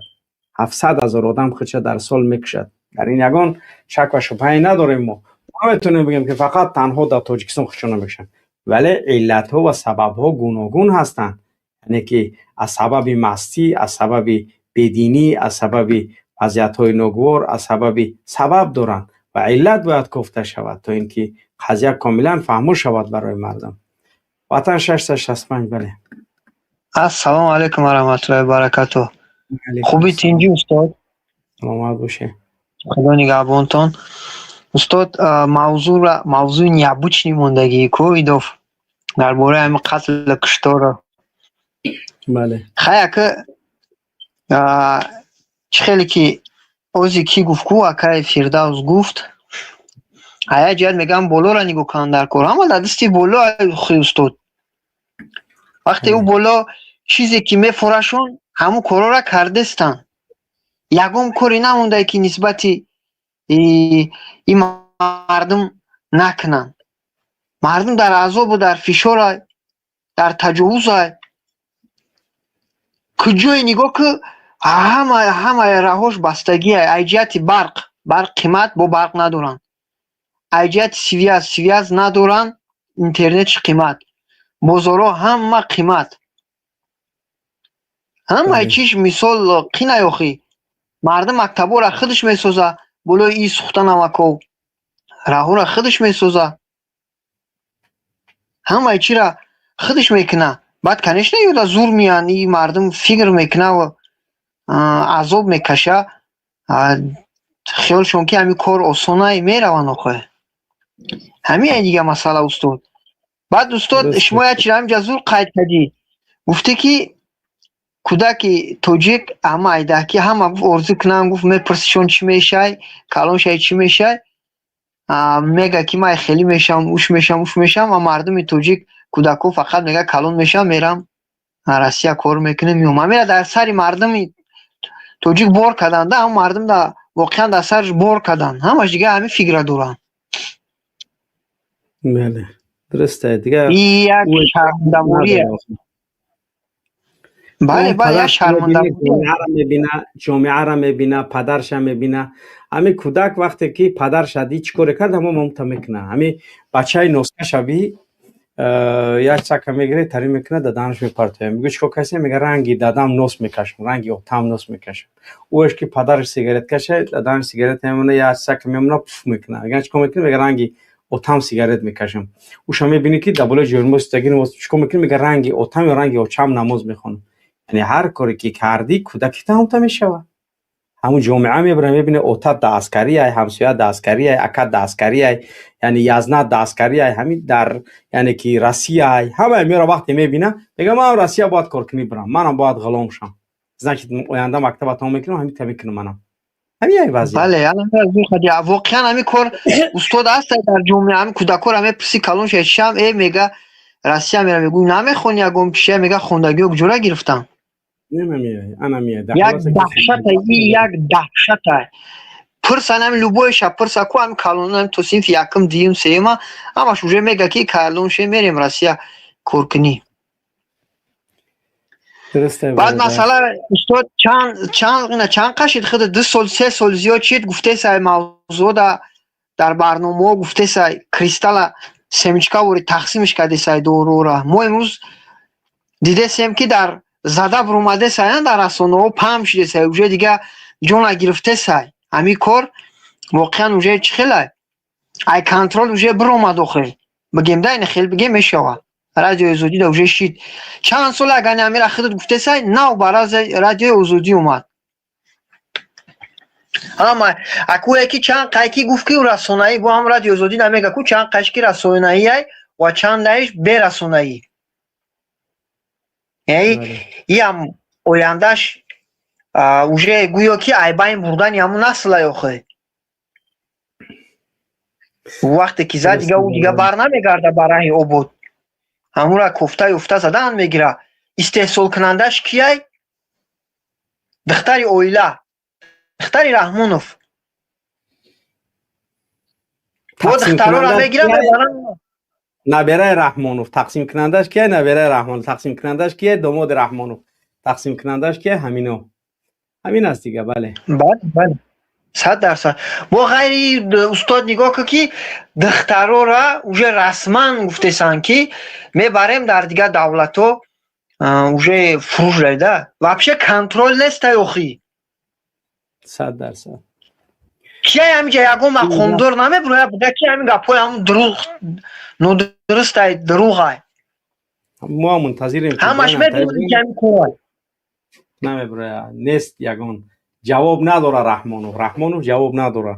کاش که جواب میداشت ما خرسند میشدیم. میبرومد میگفت که هو انای تری ای وضعیت انای خیلی ما باور میکنیم میگفتیم ای نفهموندن وضعیت فهمیدیم ما. سلامت باشی برادر وطن. بارک الله. خدا نگهدار. سلامت باشی برادر. بارک الله. خب بیننده گرامی قبل از اینکه برادر صبوری را قبول کنیم در گذاشتن لایکاتون کوتاهی نکنید، در نظرسنجی اشتراک خودتون فعالتر کنید. 367 نفر در نظرسنجی پایان یوتیوب نگاه کنید. همون کامنتار رفته است در پایانش همون یعنی که هست چون که حالت استریمیارد خودش تغییر خوردگی است همون خاطر یعنی که رنگی پیش نیست. حالت استریمیارد یعنی کاملا تغییر. 288 نفر به شبکه اصلاح پیوست شدن و 29 نفر امروز به شبکه پادپیساسیا کرده است. هر روز یعنی که 250 نفر جدید وارد می شود. اوش که تاجیکستان می روند ای مکتب اصلاح فارغ شدگی رفته ایستند، ولی افرادی که دوباره پادپیساسیا کرده ایستند از 150 تا 200 تا 250 همین خیلی و همین نفر دیگر هم یعنی که پاکیدت کرده است جاشان افراد جدید گرفته است. او روز من دیدم دستیمو 16000 آدمی قدیم برمده است، آدم جدید یعنی که 17000 تقریبا در آمدگی یعنی میدرویان آدمای کهنه میبره، آدم جدید رو اومده است. یعنی به یک شکلی است که آدمای کهنه تاجیکستان میروند یا که وضعیت چون چیان خوب ادپیساسیا کردگن، ولی آدمای جدید ادپیساسیا به اصلاح یعنی که همون شکل ادامه دارد. چرا؟ چون خوب وضعیت همین تقاضا میکنه و ما هم وضعیتی که امروز مردم دارن اونا قدر میکنیم. سلام علیکم. بله صبوری. السلام علیکم. و علیکم السلام و رحمت الله. خوب هستین برادر؟ سلامت زندگیت خوب است؟ سلامتیت خوبه؟ سلامت باشی برادر. فرزندکات خوبه دیگه؟ تشکر. بگذار در هر کجای باشه موفق سربلند باشه. واقعا دل گرده میتونید که نفری یه برنامه ریزی میکند. من از طبیعت حال زندگی خودم براتون میگم. احتیاج به تعریف کردن نیست، احتیاج به بیان کردن جمله ها است. هر نفری که بابت این سیستم کهنه شده که جناب رحمانov دارد ادامه داده شده است و میبراید و برنامه ریزی میکند، احتیاج به تعریف نیست و دل گرده میخواد که واقعیت این یک راهی هست که خطر گوناگون هم دارد، احتیاج به شرط دادنش هم نیستش. تجربه دار هستین، خوب درک میکنین. موضوع برنامه تون چه میتونین یک کوتاه بگین و نظر بیان کنم؟ در مورد خودکشی.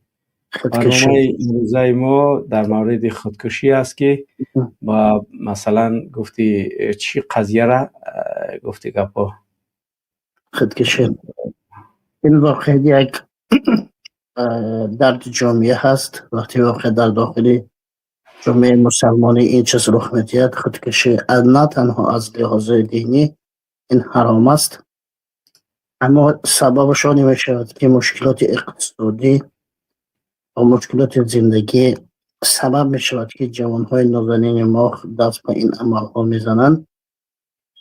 باید ما جوانها درد حل مسئله مشکلات این مسائل حل کنیم. بله 100%، 300 سومان 400 سومان اولک می گیرد یک لینک آرد، حدود 200 سومان 300 سومان قیمت دارد، ارزش دارد.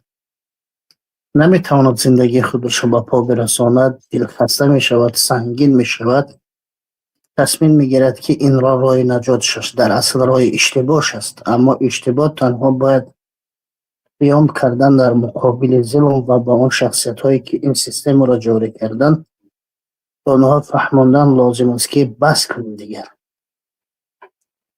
بله 100%.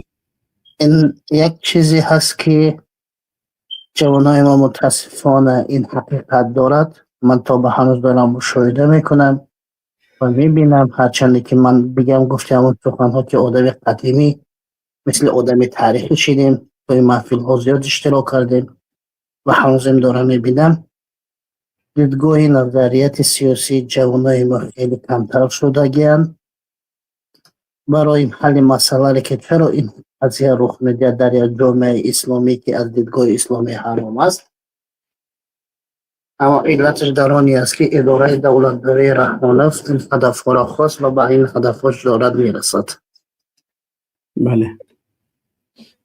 پس ما باید چیکار کنیم؟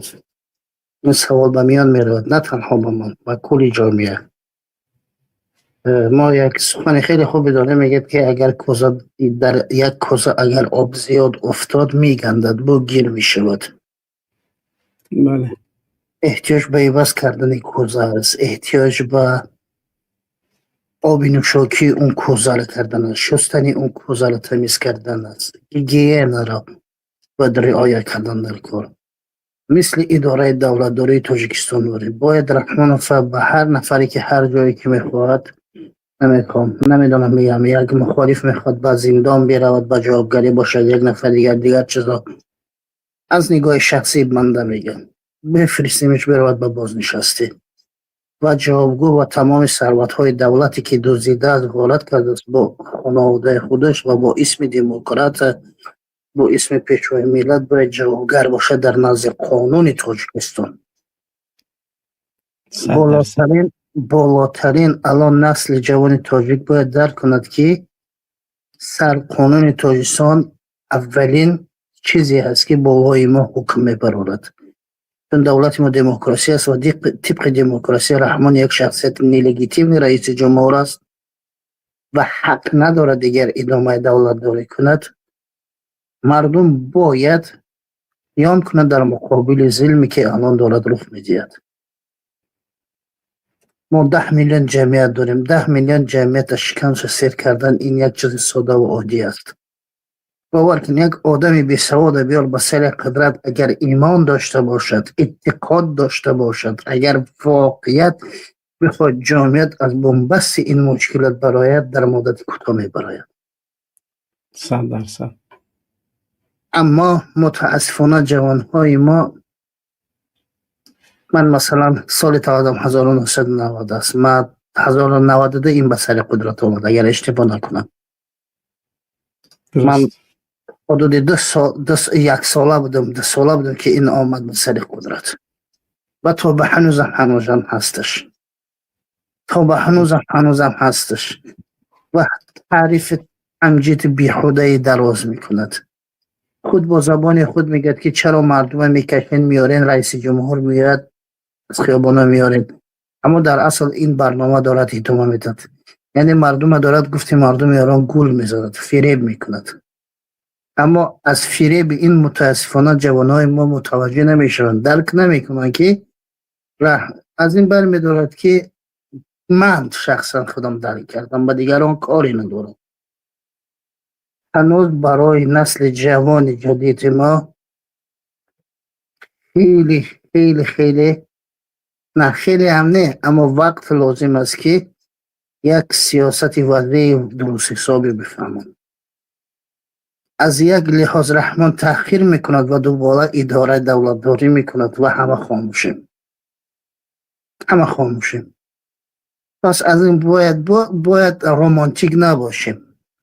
رومانتیک کنار گذاشت، باید ریالی باشیم، واقعیت پرست باشیم، واقعیت حقیقت پرست، محبت پرست نباید باشیم. این نظر شخصی بنده هست. باید ریالی باشیم، یعنی واقعیت پرستی باشیم. چون که تو این راه های کوتاهی که من با امروز آمدم طی کردم، از بنده خوب اطلاعات تو اندازه داری، تصمیم واقعی من ایواز شد که نباید من رومانتیکی تشخیص بدم. من باید ریالی صحبت کنم، یعنی واقعی، نه محبتی. محبت جایگاه خودش دارد تا اون زمانی که وقتی آرامش باشد. بله. این جمله ها را مغفرانی میفهمند که تو این محفل ادامه دادن و دیدن و میفهمند و بنده را میشناسن و واقعیت دارن میگن. اما متاسفانه ما داریم تحلیل رومانتیکی میکنیم. تحلیل رومانتیکی را کنار بگذاریم. واقعی، ریالی. اگر اگه سوال داشته باشن در سوالتون پاسخ میدم. سلامت باشید برادر صبوری. خداوند واقعا ما و شما را به حالت خوب انشاءالله نگه داره. سلامت باشید برادر. 100% میرسد. 100% بدون شک میرسد. اما امروز من دارم میبینم هر نفری که برادری عزیز، بیا برادر نمیگم، در سیاست برادری ندارد. همچون یک همسنگر، همچون یک از یک عقیدوی. برادر مادری من است. در مشکلات من به برادر نزدیکم زنگ میزنم، درد دل میکنم، حرف من رو میشنود. باید واقعی پریزیری باشیم. من یک بای فکری خودت روزی نیستم. برادری از یک پدر از یک مادرت به مانند نه، منظور من دیگر است. منظور من دیگر است.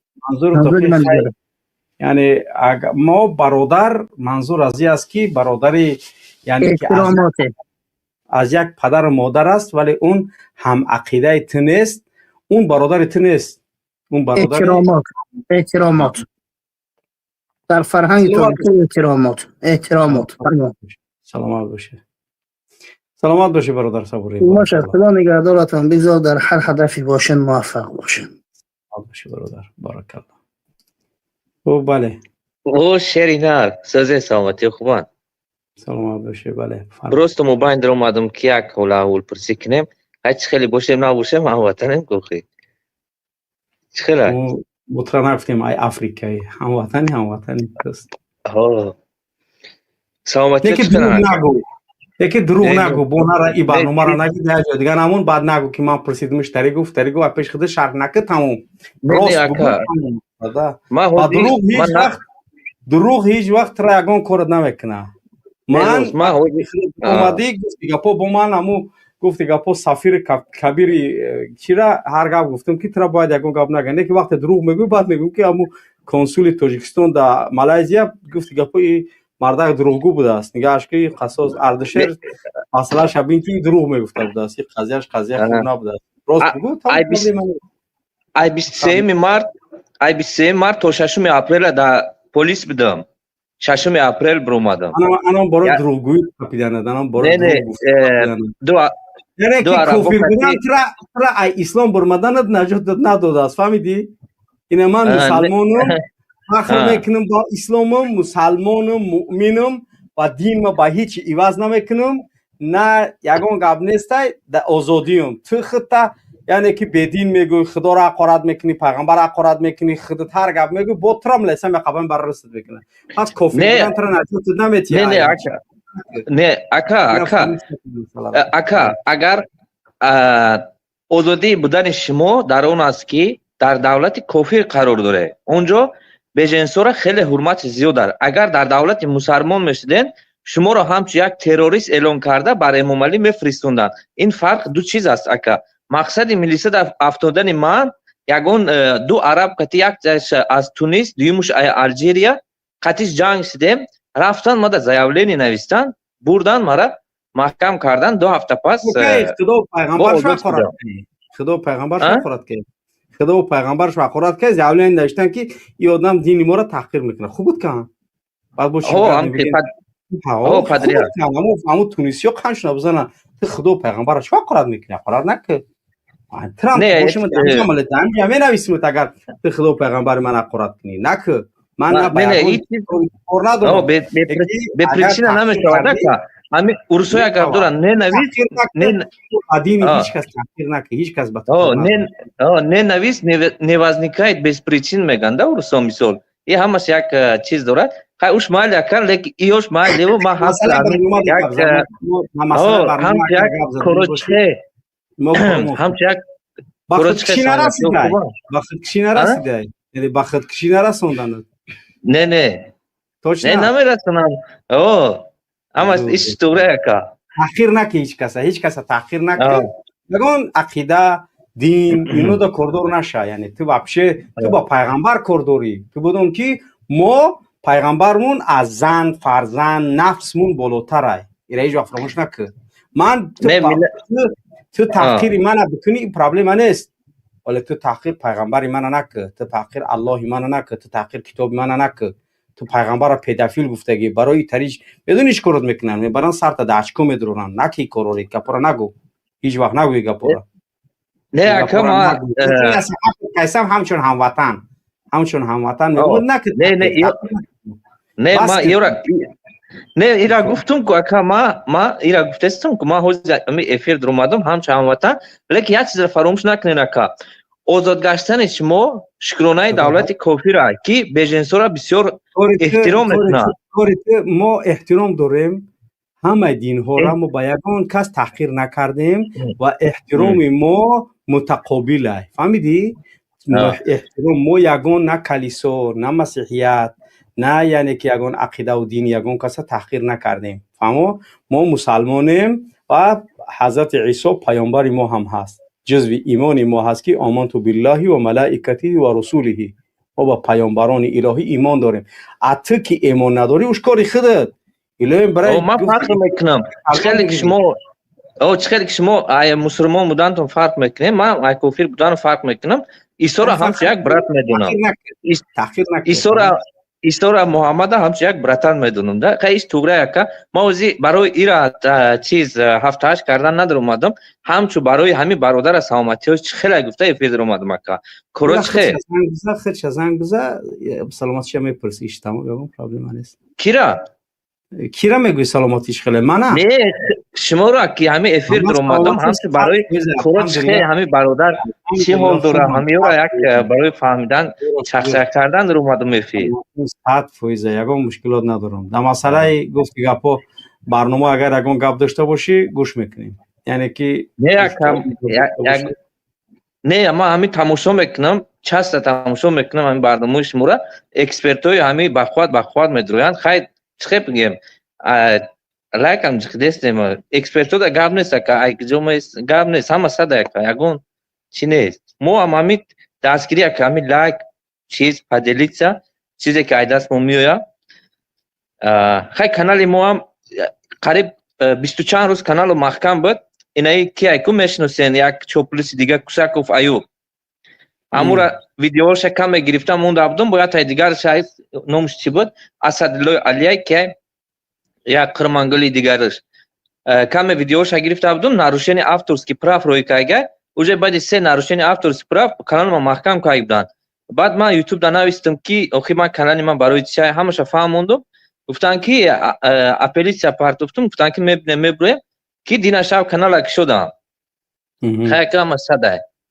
برای همین چند که ویدیو نبود ای دینا شب ویدیو مونی را سر کردیم همه همش میشه پس بینه برای کار که تأخیر نکه یعنی که هیچ کس تأخیر نکه خاصتا با دین با پیامبر با الله با قرآن نرس یعنی که توجیک مسلمان ای بعد ولی دقیق عرب خورده ولی دقیق توجیک نخورده دقیق توجیک بخورده دیگه ایترما واپش نمیبروی نه ما در همین توجیکستان ما چیزی که اکا ما هم خیلیم که اینم چه خیلی که در ویدیو ما چه خیلی که میگم ادکریتا یگون سکرت ندارم در توجیکستان ما این گپو ما گفتگیم خاص چند از جنگ سگیم در توجیکستان ولی رحمان عقیدت یک اطلاف تو باید نمیگریخت رحمان اترای چی نمیگه همین رحمان اترا دوست میدونم همین رحمان همین گفتی گپو الله قطعی پیامبر حقارت کنی رحمان و براتانت میگه براتانی تا اصلا رحمان فای اگه پرابلم نداره تیش وقت ریخته گشته سه نمیدونم اگر رحمان اترا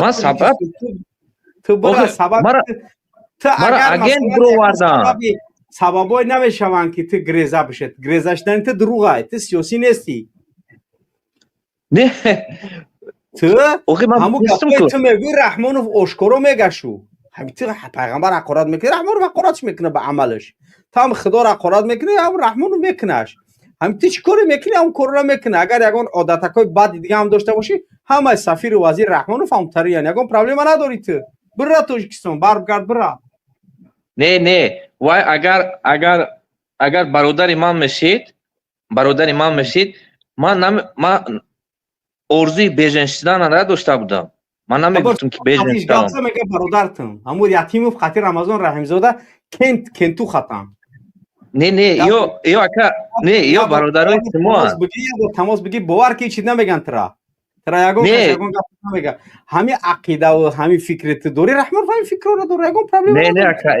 یا برادر شما یا مسلمان اکا اگر میشید ما که تو یا آدم خودش مسلمانی نومی میگیره یا آدم دیگه هم عقیده تن ولی دروغ را خودش یعنی که مسلمان میگه ولی مسلمان نیست ولی تو آشکارا میگوی انا می فرقیت داری ایو ولی تو اگر خطا مسلمان دروغاکی بگو پیش رحمان رو برا همون گپوتا گفتم که تو اگون گپوت نمیگه یعنی تری مثلا یکی تری یگون فرقیت نداره یک دیگر دو کپلی واده یگون فرقیت نداره یک دیگر مقصد ده تو پرابلم سیاسی نیست اصلا پرابلم سیاسی نیست پرابلم تو همون چیزی که تو داری آزادی در وجود یگون پرابلم نداری مقصد نه من اگر کوشش کنم یگون سرمایه نخری تمام تو پرابلم جامعه تو پرابلم دولت نیست پرابلم تو جامعه مسلمانی توجیه کی نه اکا سروایرون میگن اکا سروایرون میگن این همی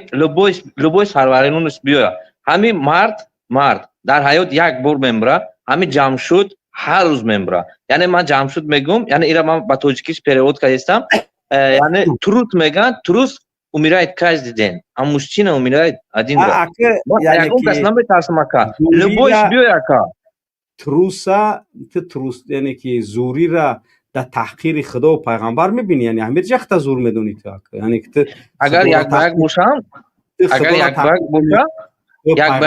میبرم کتیش تو عقیده مسلمان تحقیر کردن یعنی که مقدسات مسلمانان را تحقیر کردن تو مردی میدونی؟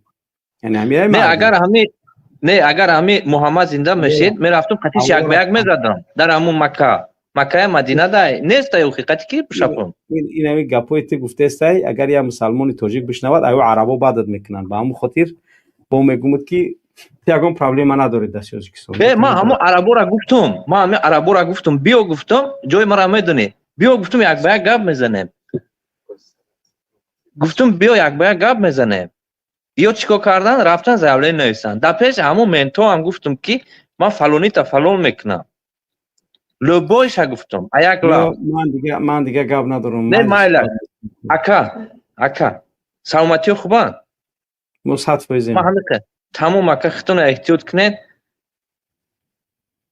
فقط با پیش اکا ما فقط دستگیری اینا باور نکنین همون قطار لایکو را ببینین لایکوی ما هم هست اکا همین اکسپرت های با قوت ایومن که اکا مقصد نتیجه شوه که خیلی چلوکوی خیلی نمیشه اکسپرت های با قوت اکا میگن که ایا کلا ده کلا خوبه ایده کلا سه گپ با عقل همو برویا سه گپ ایا کلا یک گپ بسو خیلی خیلی مالا که برای کار شما را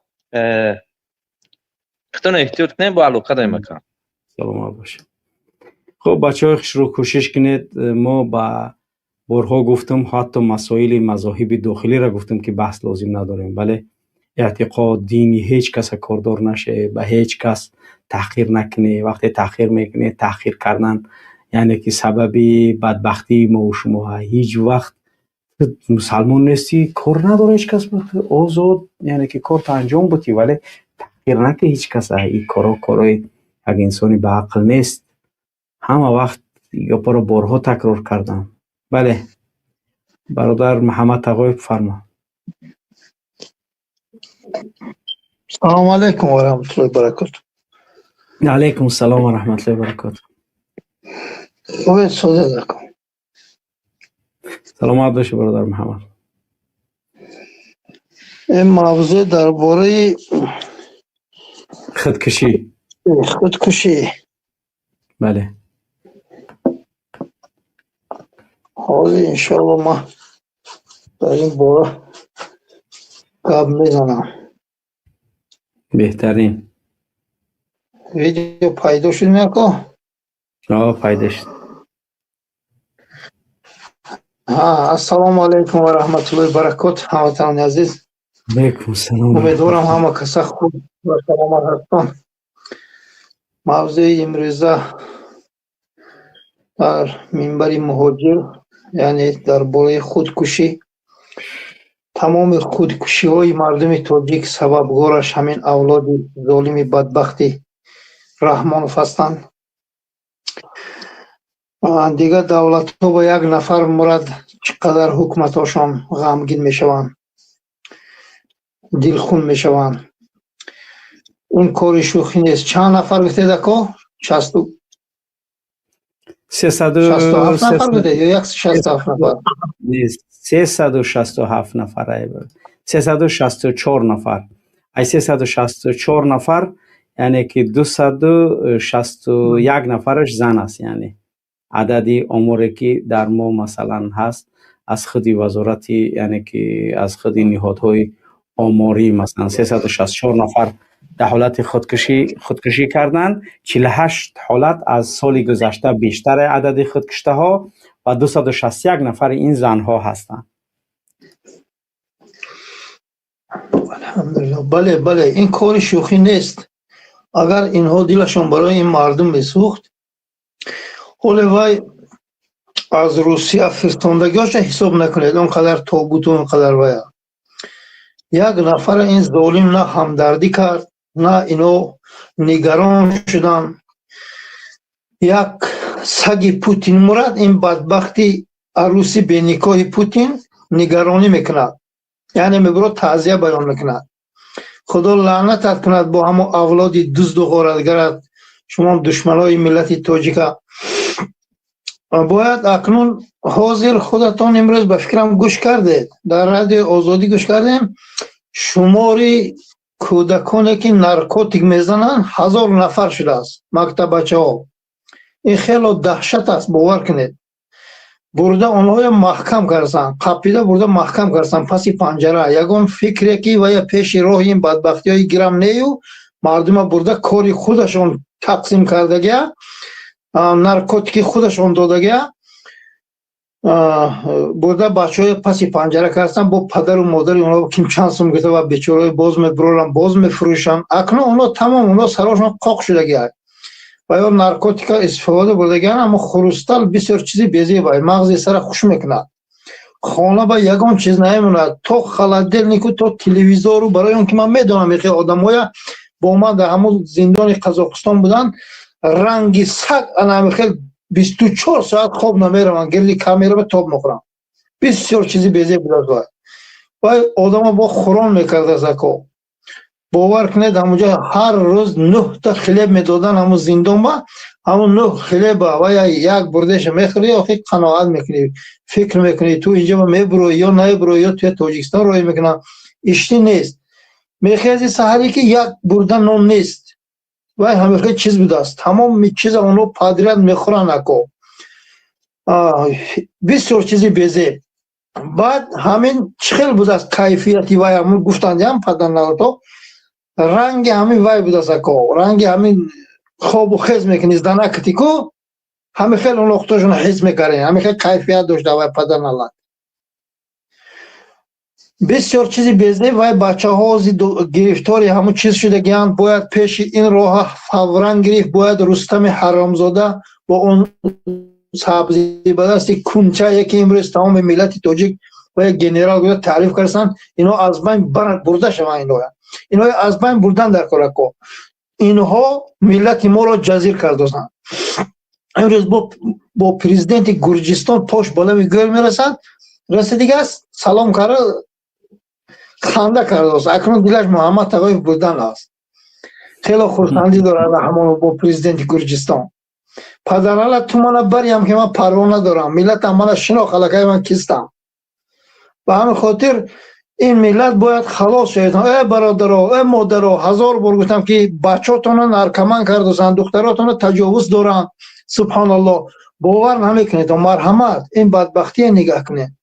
1000 нафар кӯдаки мактабхон гирифтори маводи мухаддир шудааст. ин дар куҷо навистагиаст? ин ҳамаш ҳамин авлоди ҳаромзода, мардума гумроҳу ҷоҳилу аз пушти як ҳаромзоди Рустама миллат аз байн рафта истодааст ки ин фардо ба сари қудрат биёд, ҳама ҷоҳилу нодон шавад, ягон кас бар зидди инҳо гам назанад. шумо ҳаромиҳо як чизро фаромӯш накунедтон. 200 марди ҷангӣ беҳ аз 100 000. мо алҳамдулиллоҳ пайғамбара мо имон дорем, бовар дорем ва худои яка ягона мепарастем. бовариҳо мо 1000% ҳаст ки мо пирӯз мешавем. пайғамбари мо ҳам пирӯз шуданд. як гурӯҳи кам буд ки он кас пирӯз шуданд. он гурӯҳи калона Аллоҳ аз байн бурд. ин Рустаме ки имрӯз мардума наркотик дода ҷоҳил кардааст, ин зарари ҷони худашу фарзандои худаш мешавад. ин ба ман ваъда метиҳам мардуми тоҷик ки ин хело мардуми тоҷика азоб дода истодааст, фардо ҳам пуржин канда мешавад. ин мардум ин ҳаромиҳоя пора пора мекунанд, мепартоянд. Аллоҳ инои лаънат кунад. он қадар духтарои тоҷик гум шудааст. субҳаналлоҳ, духтарбачаҳо гум шуда истодааст. ин ҳамаш кори ҳамин ҳаромзодаҳо. имрӯз бо дар ҳамун фейсбук агар аҳамият дода бошен, фақат фаҳшу фоҳиша акон нашр кардастанд. фаҳмидед? куни лучу сари лучу раққосаю ана ҳаминоя. ин ҳамаш пирказай аз тарафи ҳукумати ин бадбахти ҳаромияй. инҳо 97%аш ҳаромзодаанд. ин ғамниятиҳо барои чӣ? барои он ки инҳо нангу номус медоштанд, ҳаргиз ва ҳаргиз иҷозат намедоданд ки ин мардуми хел бадбахт мешуду, ин мардуми хел дарбадару хокбасар мешуду, ин мардум гирифтори маводи мухаддир мешуду. инҳо ҳаромзодатарин ғамниятанд. инҳо барои чӣ 35 сол ин ҳаромӣ ҳукмронӣ карду, фақат гирдашба авлодашаю аламун муғулу малғитои нотоҷика ҷамъ кард, ҳамаи аз байн бурд. ин хаёл кард ки як ҳаёт аламхелин ҳукмронӣ мекунаду аламхелин мардума қатл мекунаду нобуд мекунад. иншоаллоҳ раҳмон 200 марди ҷангӣ иншоаллоҳ ин пайдо мешавад. бе ягон шак ман боварӣ дорам ин авлоди ҳаромзода аз байн мераванд.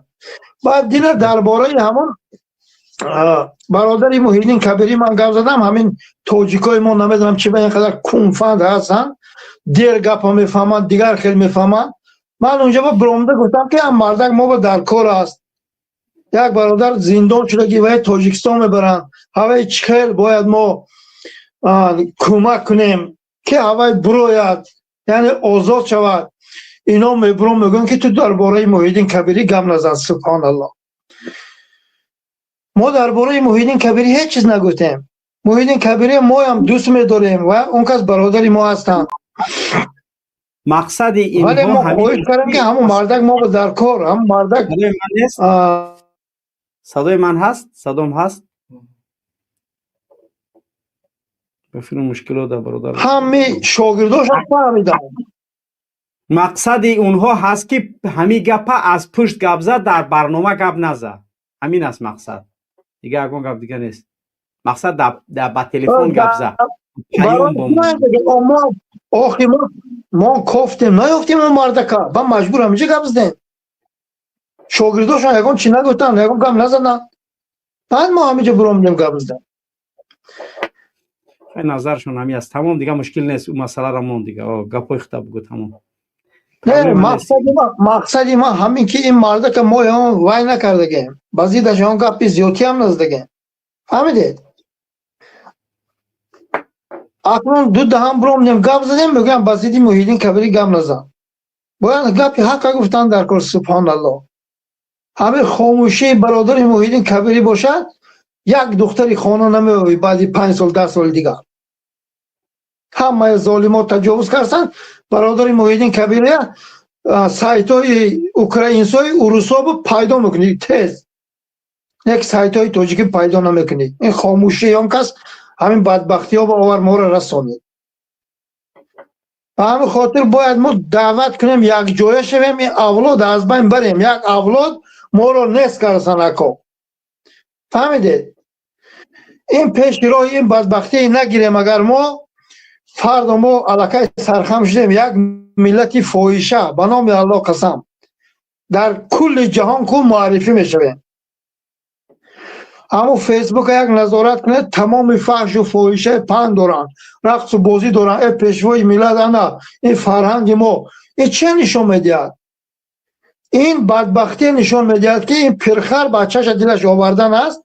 فردا این مردم گمراه، جاهل، نادان چخل خوشرو قید کرد. قبرستان های بینید حرامی ها چو کردن؟ اینو یک ذره از الله میترسیدن. هرگز و هرگز گذشتگاه ما رو نمیگذاشتن، خیلی بدبختی نمیکردن، آرام میگذاشتن، اونا خواه میرفتن. این خیلی ولو ویران نمیکردن همه جای، به خاطر نفسشون، به خاطر وای ساختن، فوحش خانه ساختن. اینا نه زواد میسازن، نه مسجد میسازن، اینا نه ایرپورت میسازن، اینا هیچی نمیسازن. اینا فقط فکر فاحشگی، تجاوز، دزد، غارتگری این مردم رو، جوان مرداش در بدر خاک بسر کردن، دختراش تجاوز کردن. بیدار شویدان. عسکرای بوده زده کشتن در ارتششون. امروز یک نوار دیدم از اشت، بیچاره بچه‌ش عسکری اومده است با یعنی که همو حکومت اشت نشرش کرده است. او زنک قولین پرتافتگی دیگه میگفته باشه که یگان جنگ اومده است بچه‌ش. یعنی مردم بچه ای عسکری می اومدگیش باور نداره عسکریش روی میکنه. وقتی ای خدمت میگردن میآید یک نمود استقبالش میکنن که میگفته باشی باور که ای جنگ جهانی بزرگ وطنی اومده است یا ای جنگ یگان یعنی که جای اومده است که گویا بچه‌ش قبول داره. در وطن خودش خدمت کردن یعنی که برای مردم شده است یک یعنی یک نمیدونم دیگه چی بگم، به خدا بسیار بدبختی است. به خدا در آخر اکا گفتنیم که این بدبخت دینا قزاقستان رفت کو. اما قزاقستان من 10 سال زندگی کردم، تا حاضر ادامه دارد. برادران در تماس هستن با من، هم ما حجتاشون 100%. اگر دروغ باشه برادران گوین که همین آدم دروغ میگه، کامنت ها بنویسین. همه قزاقستان با دیدوسن رد میشود اکو. همه برادران بیچاره حجت دارن، نمیخوان که مثال یگان مشکلی شود. رد میشد هر هفته 2 بار. فهمیدید؟ میدارن هر یک آدمی که داکومنتاش 100% 25,000 تنگه میگیره. این 500 سومون بشه قریب، شاید 500 سومون شود. من گفتم این پرخر همونجا رفت برادرای مهاجر قزاقستان قریب 1 میلیون اونجا با برای این طلب کنین که چرا ما هم حجتان و 100% قزاقا پولای ما کشیده میگیرن. همون خویلساش بخشش می نویسن که قهرمانی تمام تاجیکای ایرای دنیا. پس این مشکلی حل کند. مردم بیچاره برای چی 25,000 تنگه میتن؟ 20,000 تنگه همون 3 ماهش بود. حجت رازریشن نرابط 3 ماهش بود. سال 2022-23 هاز نمیدونم چند پول شدگی.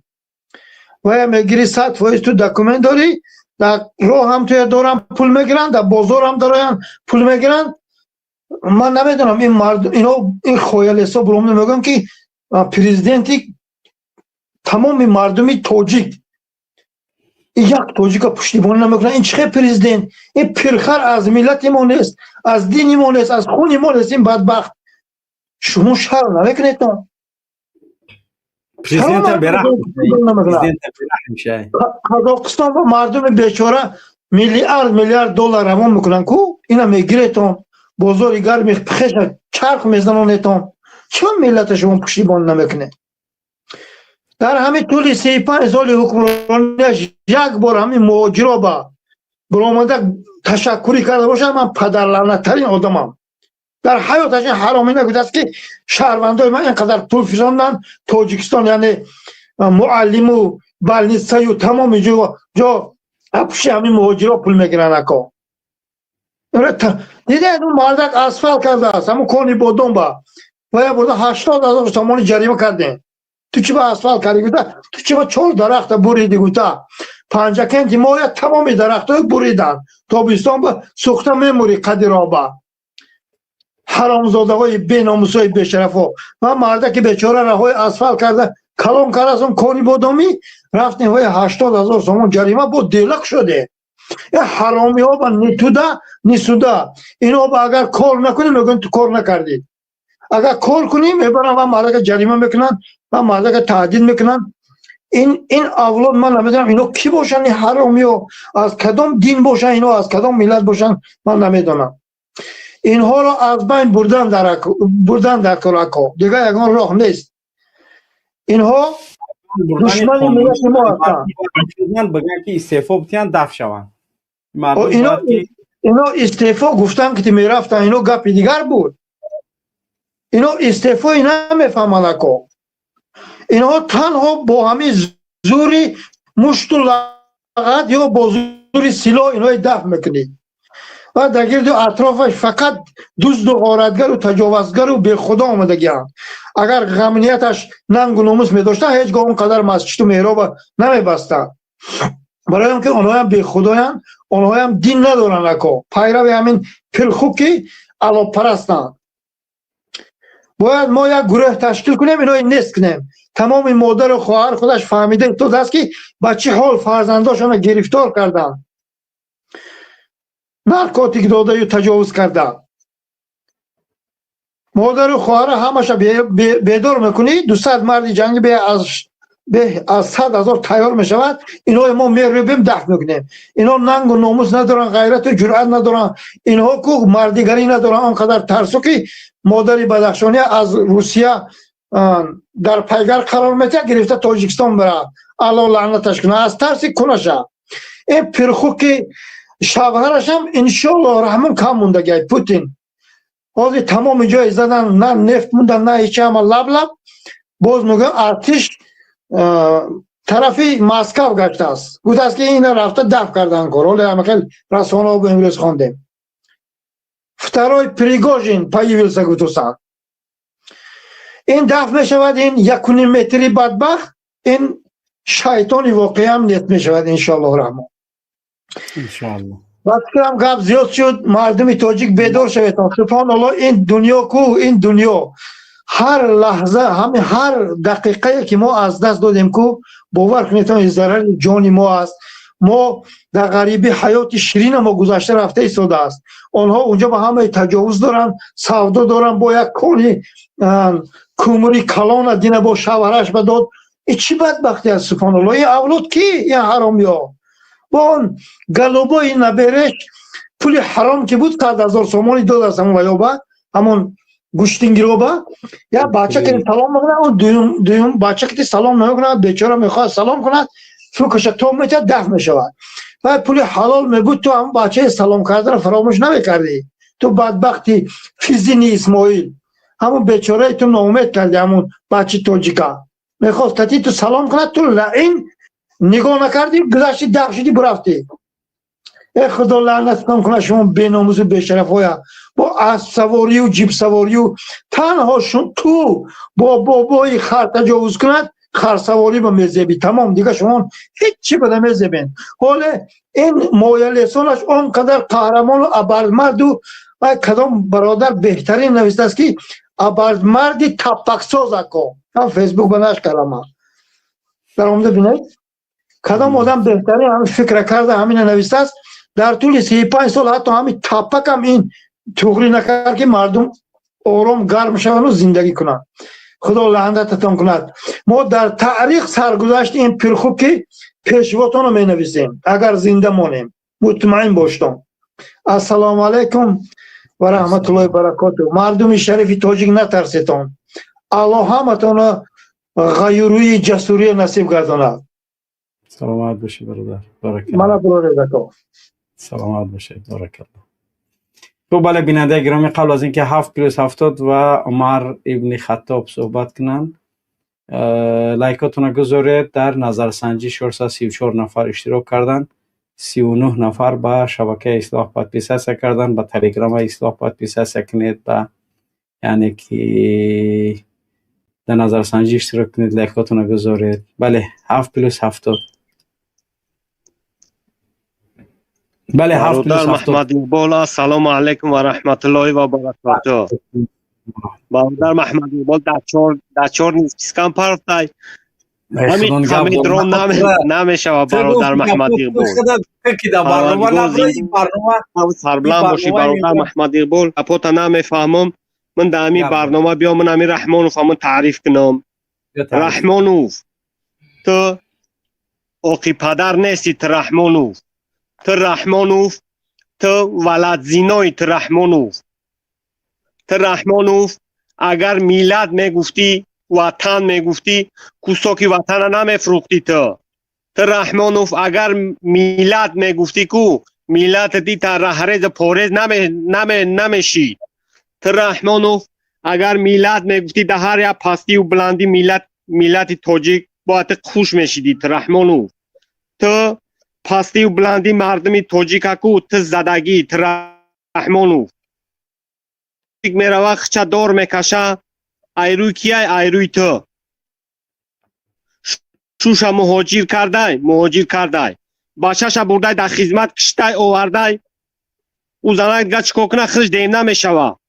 شوه که رحمانوف یه دختری تخچه دور نمیکشه شوه یه نواسای تخچه نمیبره در او پرتو رحمانوف برای که شکمش تیرای تو زنه که توجیکن فرزنش نمی در خدمت نمی کشتی شوش مهاجر نمی کهی همون حالی همی خچه دار نمی کشی.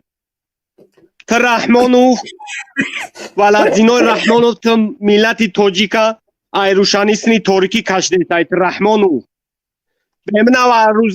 بمنا و روزی نسویت در کاره نخدد بمنا شاوتی که پیش پا بینم میلاد دوست دار میگویختا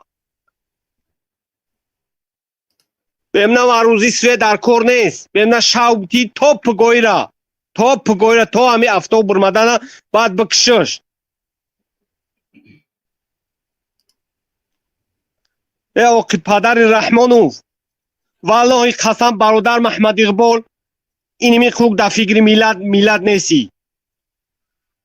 نوما گاب زدون قدی بچه ها برادر محمد اقبال 7-8 آدم اومگی 7-8 آدم اومگی خچو میروان داکومنتوش و قبول نمینن چرس پس ردنی دنمی جا خچو بران در 5,000 راست 15,000 20,000 شما میگیره نه پل دارن نه هیچی.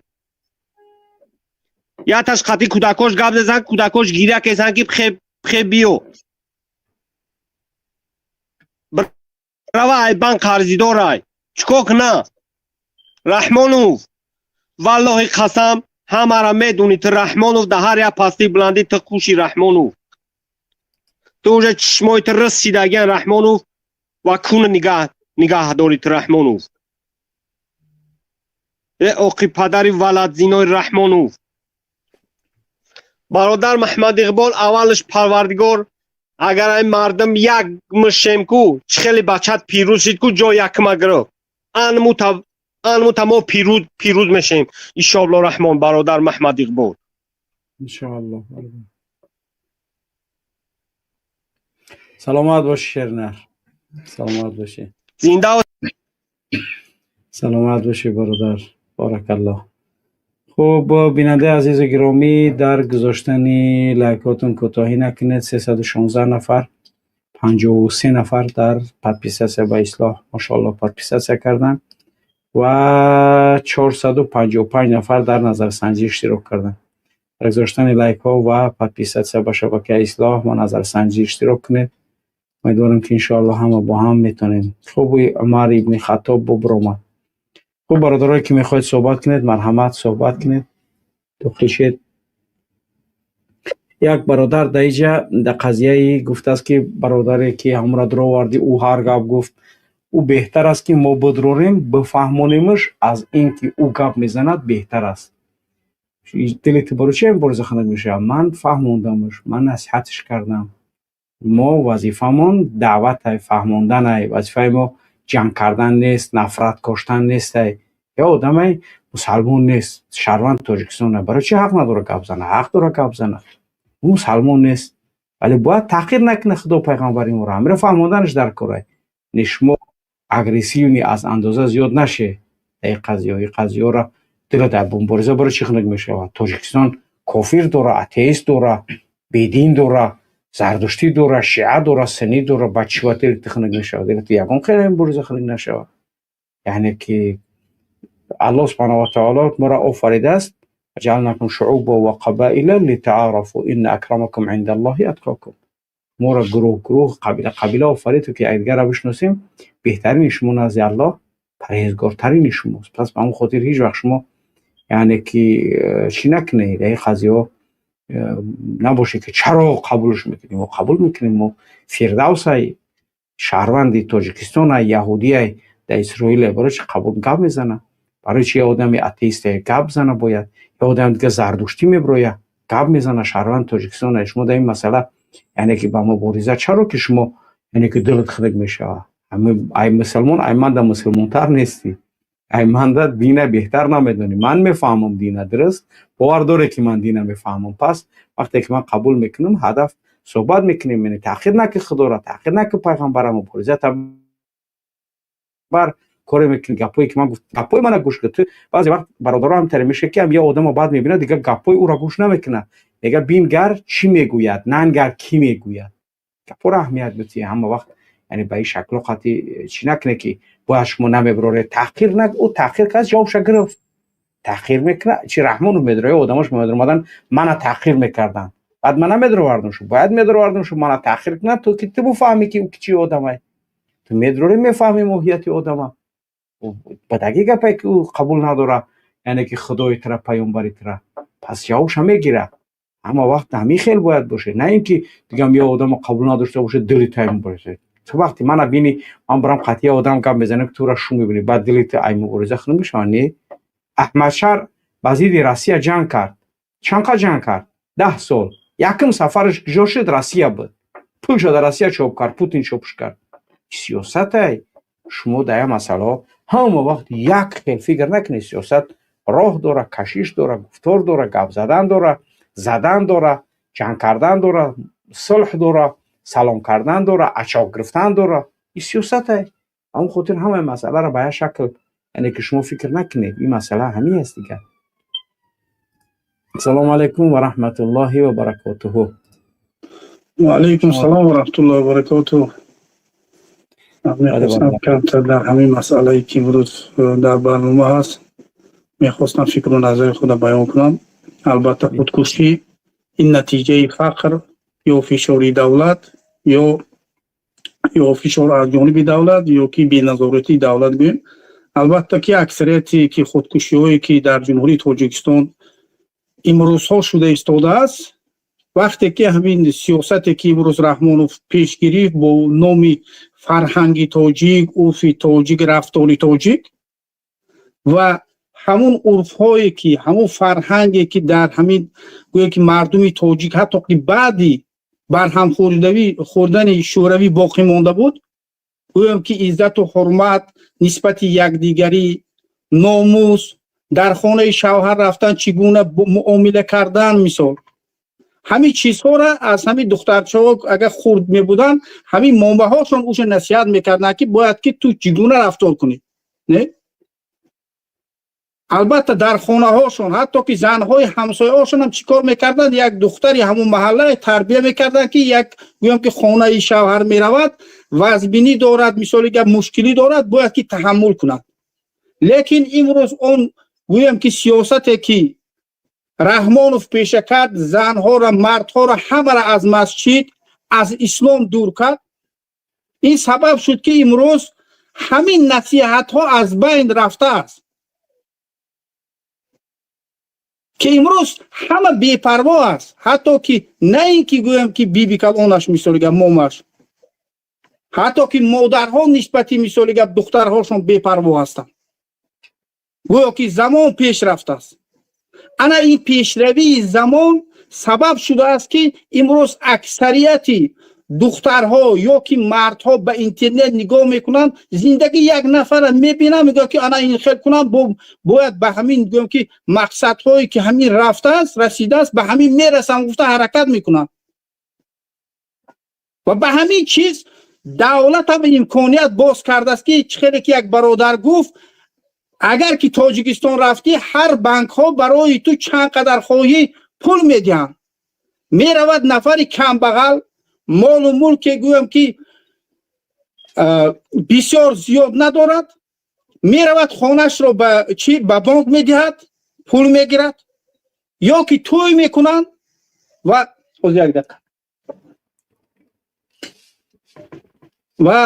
توی هایی که میکنن، گویم که امروز در تاجیکستان همون گویم که توی هایی که کم مصرف است، آدم ها 150 نفر اجازت است، لیکن در اصل میبینیم که خرج های این توی ها و توی های پیشینه اگر نظر کنیم 3 4 حتی 10 برابر زیاد است. این خرج ها چیکار کرده ایستاده است؟ میان مردم شکسته ایستاده است. لیکن کارگران حکومت میروند نظارت میکنند که در توی 150 نفر آمده است یا نه. لیکن نفری دختردار دختر به وایه میرساند، باید که گویا که مهرش را دهد، همون مرد همون زن گیرد، نکاح کند، به خانهش برد. پیش از خانه بردن امروز آدم ها خانه و ماشین توفه کرده ایستادند. گویم که اگر که یک نفر حج رود، یک نفر ریش ماند، حجاب کند، این گویم که به دیگرها نشان دادن و این پیشش حکومت میگیرد، میگه که شما چیکار کرده ایستادید؟ خودنمایی کرده ایستادید. لیکن نفرها در یک قشلاق یک تاش امروز خانه میده توفه میکند، فردا یک تا دیگرش ماشین توفه میکند، خانه داماد میبرد از طلا، گویم که آب طلا خانه را پر میکند، نقش و نگار میکند که در اونجا چیکار کند؟ دخترش زندگی کند. و بعدین صدها دخترای قشلاق، صدها دخترای شهر همین گونه پدر ندارند که پدرشان میلیون ها پول داشته باشند و این امکانیت ها را برای اونها چیکار کنند؟ مهیا کنند. این از جانب کی است؟ هیچ فشار، این گویم که همین بی‌نظارتی دولت است. دولت در یک جا نظارت میکند و اون جایی که برای این مردم، برای این ملت مهم است، برای که مسجد، همون جامعه هایی که مسلمان ها تبلیغ و ترغیب میکردن، از حرام دور شدن، کم مصرف کردن، خودنمایی نکردن، این چیزها کلا که از بین رفتگی است و جوان ها از دین دور شدگی هستند. و این سببش چی است؟ حکومت پیشنهاد کرد که چگونه خواهید یک توی وقتی که میشنوی 10,000 15,000 20,000 تا 100,000 دلار برای یک دختر شوهر دادن پدراشون پولدار بودن خرج کردن. شما خرج میکنید در قشلاق بگذار 10 انسان همین گونه باشد، بعدین صدها نفرهایی گویم که آدمای قشلاق این گونه امکانیت ندارند، بعدین اون دخترها هم آبرو دارد میخواهد که یک کمی هم باشد بهتر یک گویم که با لباس خوب با همون میبیل های خوب خانه شوهرش رود و کمبغل ندارد. میفهمی؟ همینا سبب خودکشی های بعضش هم میشود. یعنی بله این یکم مثلا هم خوش کده بفهمن وقتی که بله خوشش که مثلا مردم بفهمن که همینا سبب خودکشی هن. یک سبب بله انا اینها سبب های خودکشی است. و دختر چیکار میکند؟ فکر میکند که پدری فلانی کرد داد برای چی تو نمیکنی؟ وقتی که بیچاره پدرش امکانیت ندارد، پول ندارد، اگر خودش فروش دادم کو اون گونه کرده نمیتوند مانند که بای به دخترش کرده است. اینا باید که گویم که خودنمایشی هست. برای چی دولت نظارت نمیکند؟ این طرفه دخترش با گویم که بوای رساندی، بزرگ کردی، شوهر ته خیلی که گویم که در وقتهای شوروی 2 دانه گوسفند میدادن و در جای ما 4 لینچه آردو، 1 لینچه سبزی و 1 لینچه کارتوشکا و پیاز و 10 لیتر روغن و 5 لیتر گویم که نمک میدادن. با همین چیز تمام بود. امروز لیکن گویم که شوروی از بین رفت است، تاجیکا به حاکمیت آمدن، خانه داماد میبرن ماشین، خانه داماد میبرن چی توفه خانه پدرکه میکنن، خانه داماد حالی دخترش نرفته، حالی نکاح نشده است، استاهای پرده میرد پرده را چین میکنه چند قدر، استاهای گویم که قالین میرد قالین، استاهای میبیل. میفهمی؟ برای این تاجیک ها 10 ساله ها کار میکنن، لیکن این مسئله را حکومت نظر نمی کند. بعد این دخترهای بیچاره که پول ندارد نمیفهمد که این خودنمایی است. بگذار که آن چیزی که پدرم مهنت کرده است آورد است برای من داده است با همین تحمل کنم، از سببی که علم درست علم کافی ندارن، باید که تحمل به صبر بودن. این چیزها را که ندارن چیکار میکنن؟ خودشون رو با دیگر نفر مقایسه میکنن. وقتی که با او دختر مقایسه کردن همون گونه نمیشود، میرود خودش رو میکشد. این یکم مسئله که امروز جوان دختران خودشون رو میکشن از یک حالت هایی که خودکشی است. این خود دولت سیاست نادرست دولت است. و دوم مسئله تجاوز دختران نابالغ به شوهر نرسیده. این هم چی میشود؟ دخترها را گپ میپرتویند. امروز همه چیز آزاد است، در اینترنت و در دیگر جا یک تاش تجاوز میکند، دوم تجاوز میکند. وقتی که این فاش میشود دختر میرود چیکار میکند؟ خودکشی میکند. سوم مسئله، پیش از ازدواج کردن دختران با دیگر بچه ها میگردن. وقتی که ازدواج میکند با یک دیگر مردی دیگر یا بچه دیگر، این چیز وقتی که او بچه ها میگوید که من این چیز فاش میکنم، یا که از همون ترسی فاش یگان کس چی کند؟ چیکار میکند؟ مانند که 2 هفته پیش بود، گویا که دختر از خانه شوهرش رفته است به کدام قشلاقی با دختران در اونجا مانده است و اول کافتن گویا که ناپدید شده باشد، بعدین یافتن گفتن که در فلان قشلاق با دخترها بوده است. اکنون فکر کن که در قرغان تپه رفته است که کدام دخترای بوده است. بله انا همون نگاه کن. اکنون وای دختر رفت و خودش را کشت. بعدین میگوید که چی؟ همون مشکلات خانوادگی، گویا که شوهرش بالش فشار آورده است و گویا که مادر شوهرش بالش فشار آورده است و بیچاره را میبرن تروما میکنن. لیکن سبب اصلی چگونه تو خانه پدرت نرفتی، خانه خیش و تبارت نرفتی، چگونه تو قرغان تپه رفتی و قرغان تپه تو چیکار میکردی؟ این گونه دخترها 10 ها و 100 ها هست هر روز. لیکن من گفته نمیتوانم که کلن مسئله فقری گویم که گشنگی مردم خودکشی برده رسانده استاده است. من این چیزا گفته نمیتونم. برای چی؟ برای آنکه سالهای 90 بعد جنگ یا وقتای جنگ قشاقی را ما گذاشتیم، دیدیم. امروز قشاقی نیست در تاجیکستان، خانه ای نیست که اردی مکگی خورد یا که اردی جوی خورد یا که اردهایی که از اونم پستر. او را امروز نمیخورد یا که از صبح ساعت 4 تا ساعت 10 در همون گویم که اوچرت ها می ایستادیم 1.5 دانه برای 6 کس خلب می دادن. یک خلب اگر که بوتون پره را اگر همین جونه اگر غوجیدی همین قدر میشد، در اونش خالی بود.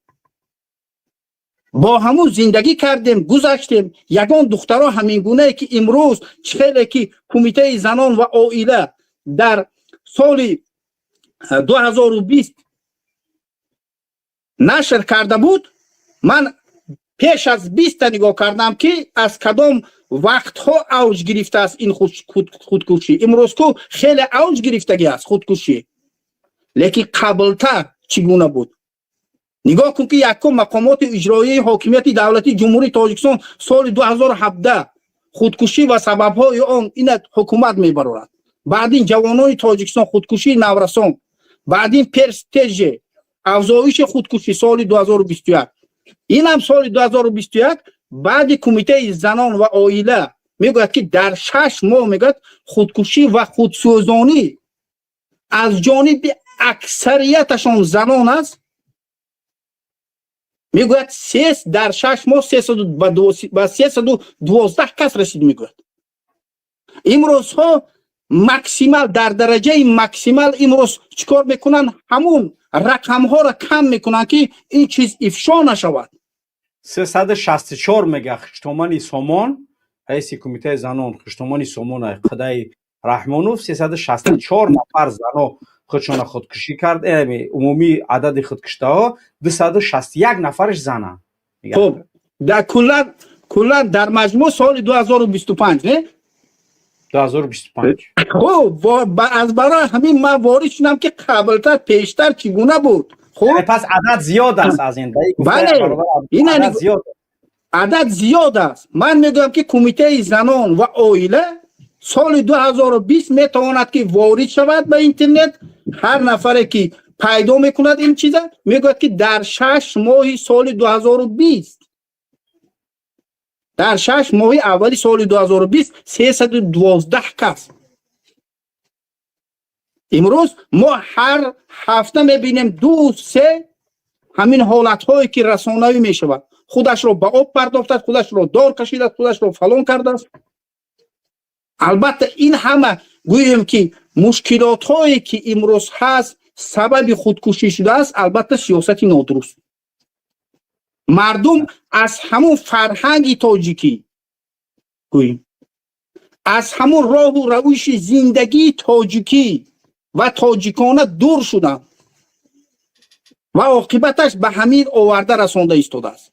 و دور کردن همین گویم که از فرهنگ تاجیکی، از همون راه و روش زندگی تاجیکی دور کردنش همین سیاست است. از برای همین در مسئله فشار من چی کردن نمیتوانم. گویم که گویا که همین فشار بالای خانواده‌شان شده باشد و مثال چی شده باشد اونها خودشان رو کشته باشند. فشار خانوادگی را برادر عبدالله به این شکل ببین، یعنی فشار خانوادگی میتواند که شوهرش در روسیه های مثلا 3 کودک داره، زن میگیره، همین فشار خانوادگی تلقین که فهمیدی؟ مثلا میره مینویسنش که مثلا زن شوهر زن داره، زنک یعنی که معلوم است که در شریعت چی است، میگه تست یعنی که حالت ریاگیر ود میکنه، باید در همون صدمه اول باید اون آرام کردن در کار تا اینکه عقلش در جاش برسه، تا اینکه به یگون چیز وقتی خودش در خونه توقعی میبرویه میفهمه که همون زن همسر شوهر مثلا شوهرش زن گرفته است، میبرویه بیرون میبینه خشتمانش میخنده یا قیسنگلش میگه انا دیدی اکای ما زن گرفت یا یگون کپ، این سبب میشه که میره و انجام فشار میگه فشار میگه.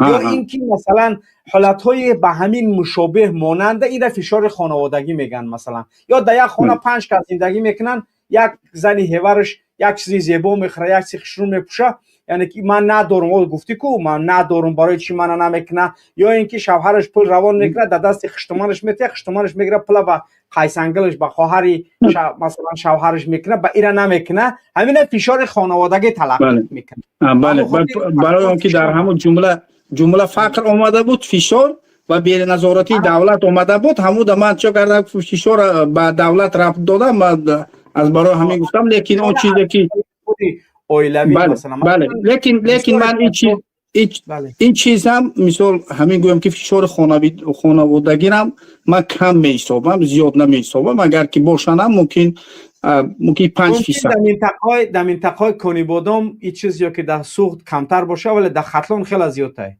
یعنی ممکن است که منتالیته مردمی سوخت به شکل دیگه است ولی منتالیته مردمی خطلان دیگر است. یعنی همون مادر دختر خودش بالاتر از کلنش میدونه که این یکی بدبختی است. نه کلا در همه جا میگونه است. همین حالت که دیدی تو بودن همین فشار خانوادگی است. یعنی باید که مادر احترام شوه. مادر یعنی که یکون خیلی به احترامی حق نداری ولی مادر هم حق نداره که دختر یک نفر آورده از در خانهش کلنش است، یعنی او فرزند تو حق نداره که اونو تحقیر کنی یا دختر خودت بالا. همون مادری که دختر خودش بالا میدونه کلنش تحقیر میکنه همون دخترش در خانه خشتمانش تحقیر شده است.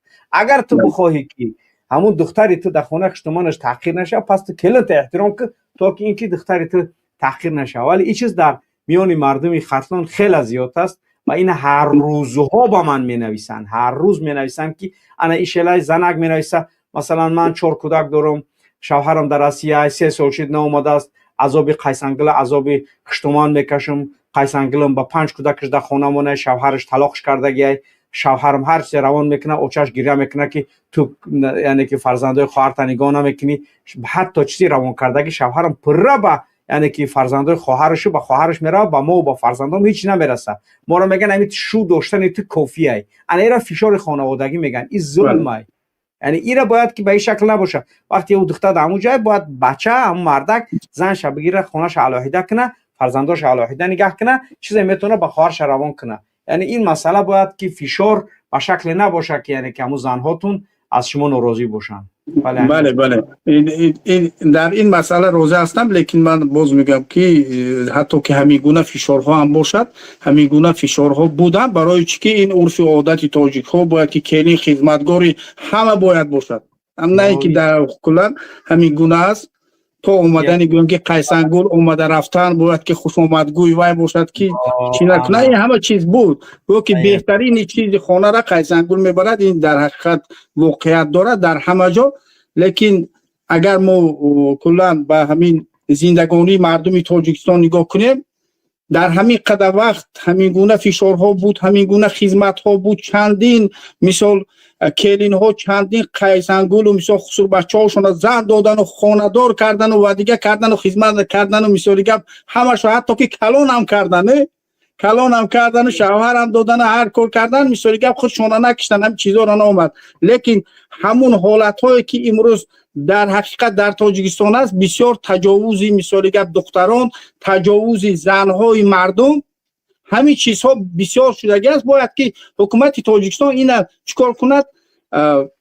قبول کند که همین گونه اینترنت پر شده است از همین زن قپیدن، ینگه و همسایه و قیسنگل و مثلا خسر بچه‌ش و دیگرش و فلانی دیگریش هر روز میقپن. ای بدبختا شما خیلی آدمین، چی این حاکمیت ای که نگاه کن که میرود اگر که یک آدم بزنی میبرند 2 سال 4 سال میتیان استغفرالله گروه بشود کو میروه یا مردک خونه یا مردک دیگه زنش یک کار میکند باز باید هیچی نیست، هیچی نبودگی برای میگرده و برای نمیرونه که محکم کنیم 5 سال 10 سالش بیته یا اگه چکوری بکنن دری چکوری پرتاین بدبخت را او چهل حکومت این زنی مردم همش تجاوز کردین. بیچاره ها مردکا کو رفتن همین روسیه برای کار کنی، برای همون زن و برای همون کودک و برای همون وطن گفته و نخواد که همون زن هاشون و کودک هاشون شما در امن نگاه داشته نتونید. میفهمید؟ بعد این چی میشود؟ این چیزها وقتی که آشکار شده ایستاده است یا که کمی که در داخل خانه آشکار میشود همون زنها رفته خودشون کشته ایستند. با کی گناهکار است؟ با شوهر گناهکار است. یگان کس نمیگوید، یگان تحقیقات جدی برده نمیشود از جانب گویم که مقامات های قدرتی جمهوری تاجیکستان، نه از گویم که همون نفرهایی که اجرایی حاکمیت جمهوری تاجیکستان در شهر و ناحیه ها در ولایت ها این مسئله ها کلا مطرح نمی شود. برای چی انسان ها رفتن وطن ترک کردن برای زندگی خوب، برای زندگی یا که بهبود کردن زندگی فرزندشان در آینده، یا که گویم که تعلیم درست گرفتن فرزندشان رفتن به مهاجرت. لیکن یک نفر میبیاید چیکار میکند؟ زنش تجاوز میکند. این چیزها باید که جنایت شود. هر دوش هم زن هم مرد باید که برار برده شود، باید چیکار کرده شود؟ جزا داده شود.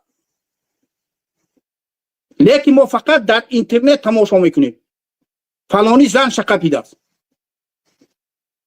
همش اگر که ویدیوها را بینی بچه خالش، بچه عمش، بچه کیمکیش ساعت 12 شب خانه گویم که کلن یک زنک بیگانه یا که یک مردی بیگانه وارد شده است. از برای همین این همه خودکشی هایی که هست در اصل با سیاست امروزه وابستگی دارد. کدام نباشد، فشار خانوادگی باشد، یا که تجاوز دختران باشد، یا که همون یک توی به امروز در امروز چگونه که مردم کرده استادن دبدبه همون گونه کرده نتوانستن آنها پدراشون. البته این سیاست دولت است که امروز چیکار کرده است؟ به همین چیزها راه کشیده داده است و حتی که این چیزها را نظارت نمی کند و عاقبت نظارت نکردن به این گونه گویم که رقم ها آورده رساند که مردم تاجیکستان، جوان های تاجیکستان خودشان را میکشند، خودشان را به آب میپرتویند، خودشان را زنده به زنده میسوزانند. البته که باید که کی جواب دهد اگر دولت به این چیز، به این سوال ها پاسخ ندهد؟ کی باید جواب دهد؟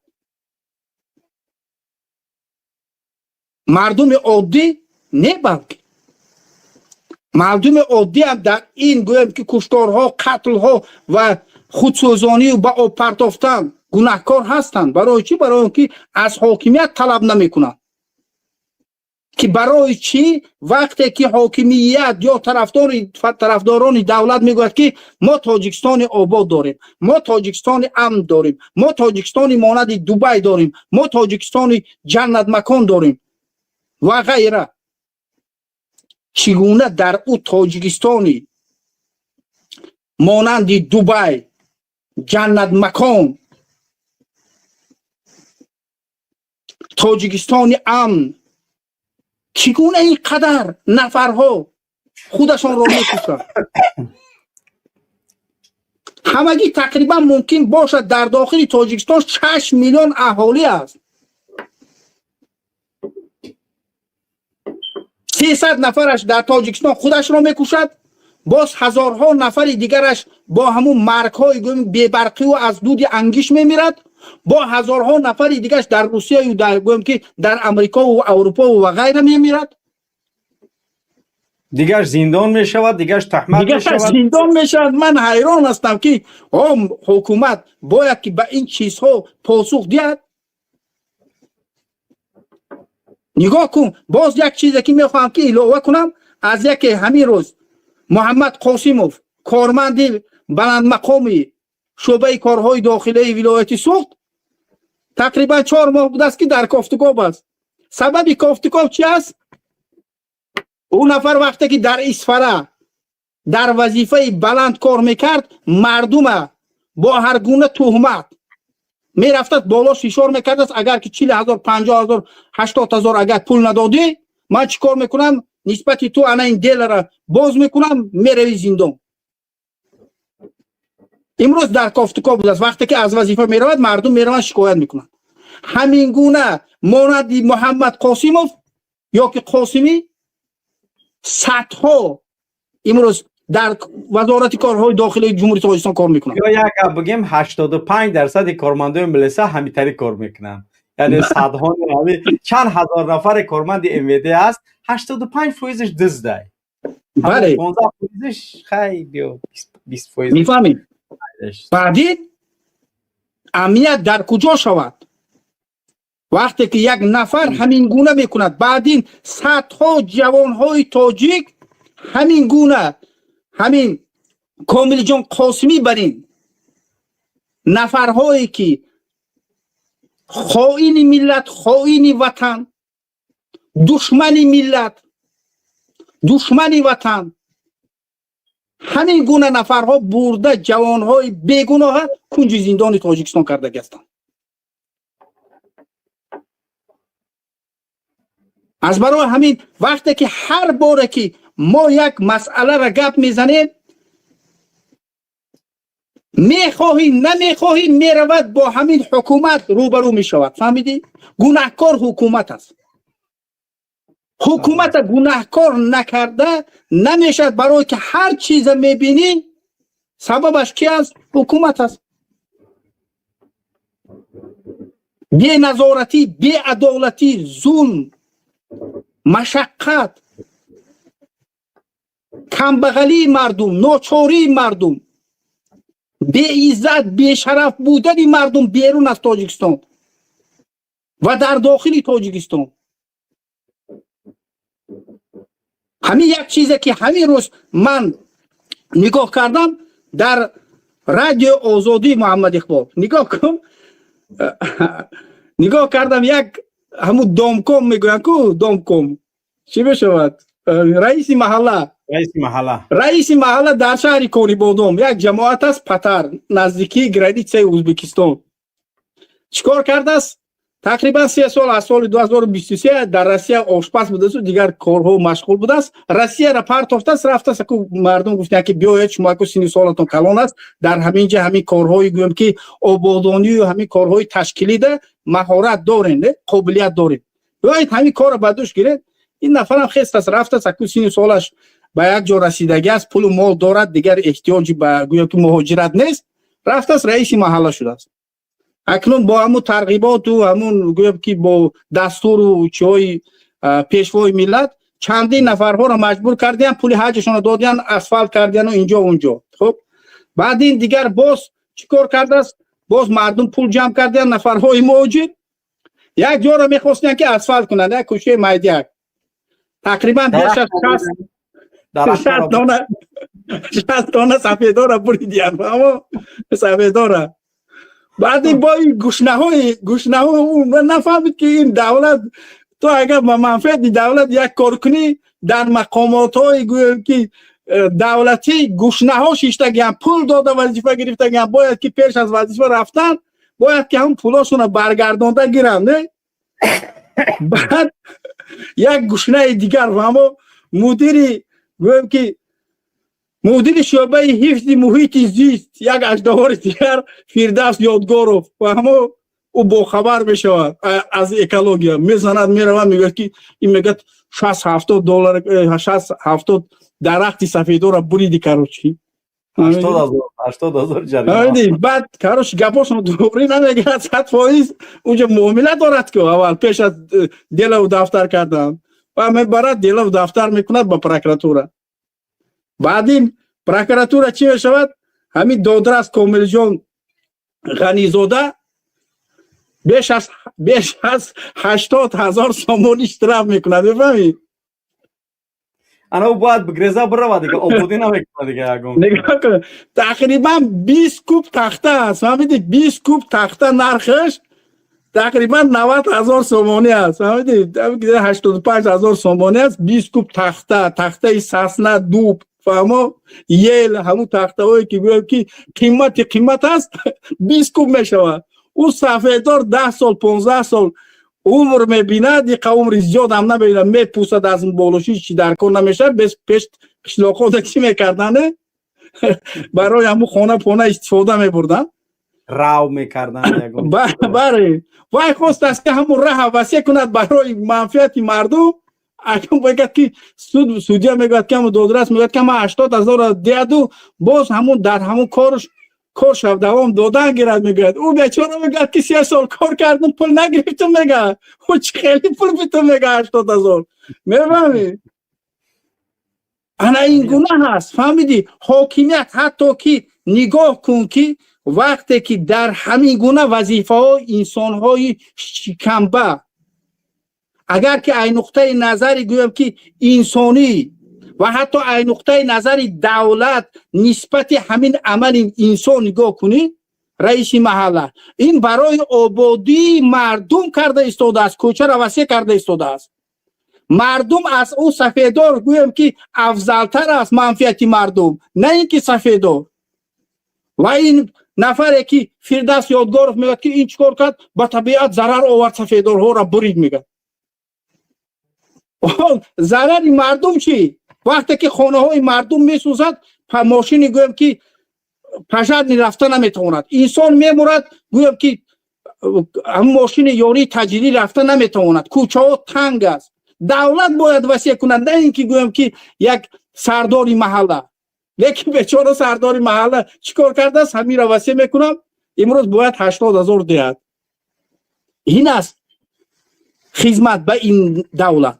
از برای همین اکثریت که به همین دولت خدمت کردن و خواستن آبادی این دولت، رشد دولت، مانند زید سعید و دیگر نفرهایی که بودن، شاکر جان حکیموف و غیره، امروز چی شدن؟ در زندان هستن. خدمت به رحمانوف جنایت است، هم برای خودش، هم برای دولت، هم برای ملت. اینا همه باید بدونن.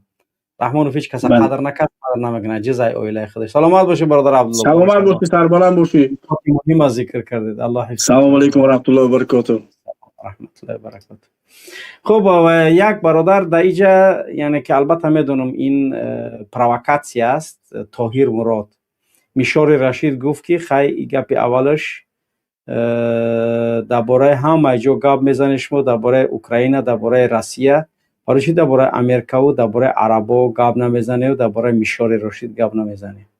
قبل از اینکه به این سوال جواب بگم، یکمش که من نه امریکاش ضرر رسونده است، نه میشار رشیدش ضرر رسونده است، نه عربش ضرر رسونده است. من تی توجیکه با توجیکی نوشته است، به خط توجیکی. توجیک در اوکراین کشته است، توجیک در ایران کشته نشده است، توجیک از طرف عرب نرفته کشته نشده است. درست. پس مصیبت من در کشته شدن توجیکی که در اوکراین ممبر هست، یا اینکه فکر من در دیگه جا باید باشه.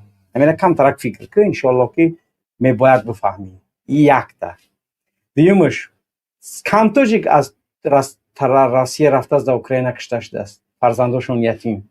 ترا یگان ایرانی یگان کپک داد، یگان عرب یگان کپک داد، یگان یعنی نفر دیگر یگان خیلی تعزیه بیان کرد، حتی که توجیک ای روسیه رفت در اوکراین کشته شده نیست. تو چرا در این باره بار گپ نمیزنی؟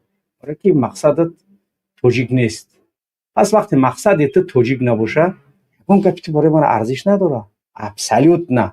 برای من توجیکی زارمانده کشته شده در بالاش کرست مونده در روسیه گورش کرده است به جنازه، انا این مصیبتی من. برای من توجیکم ایلی فینا یک فینا، او چیزی که دمو است کفایت کننده برای ما را.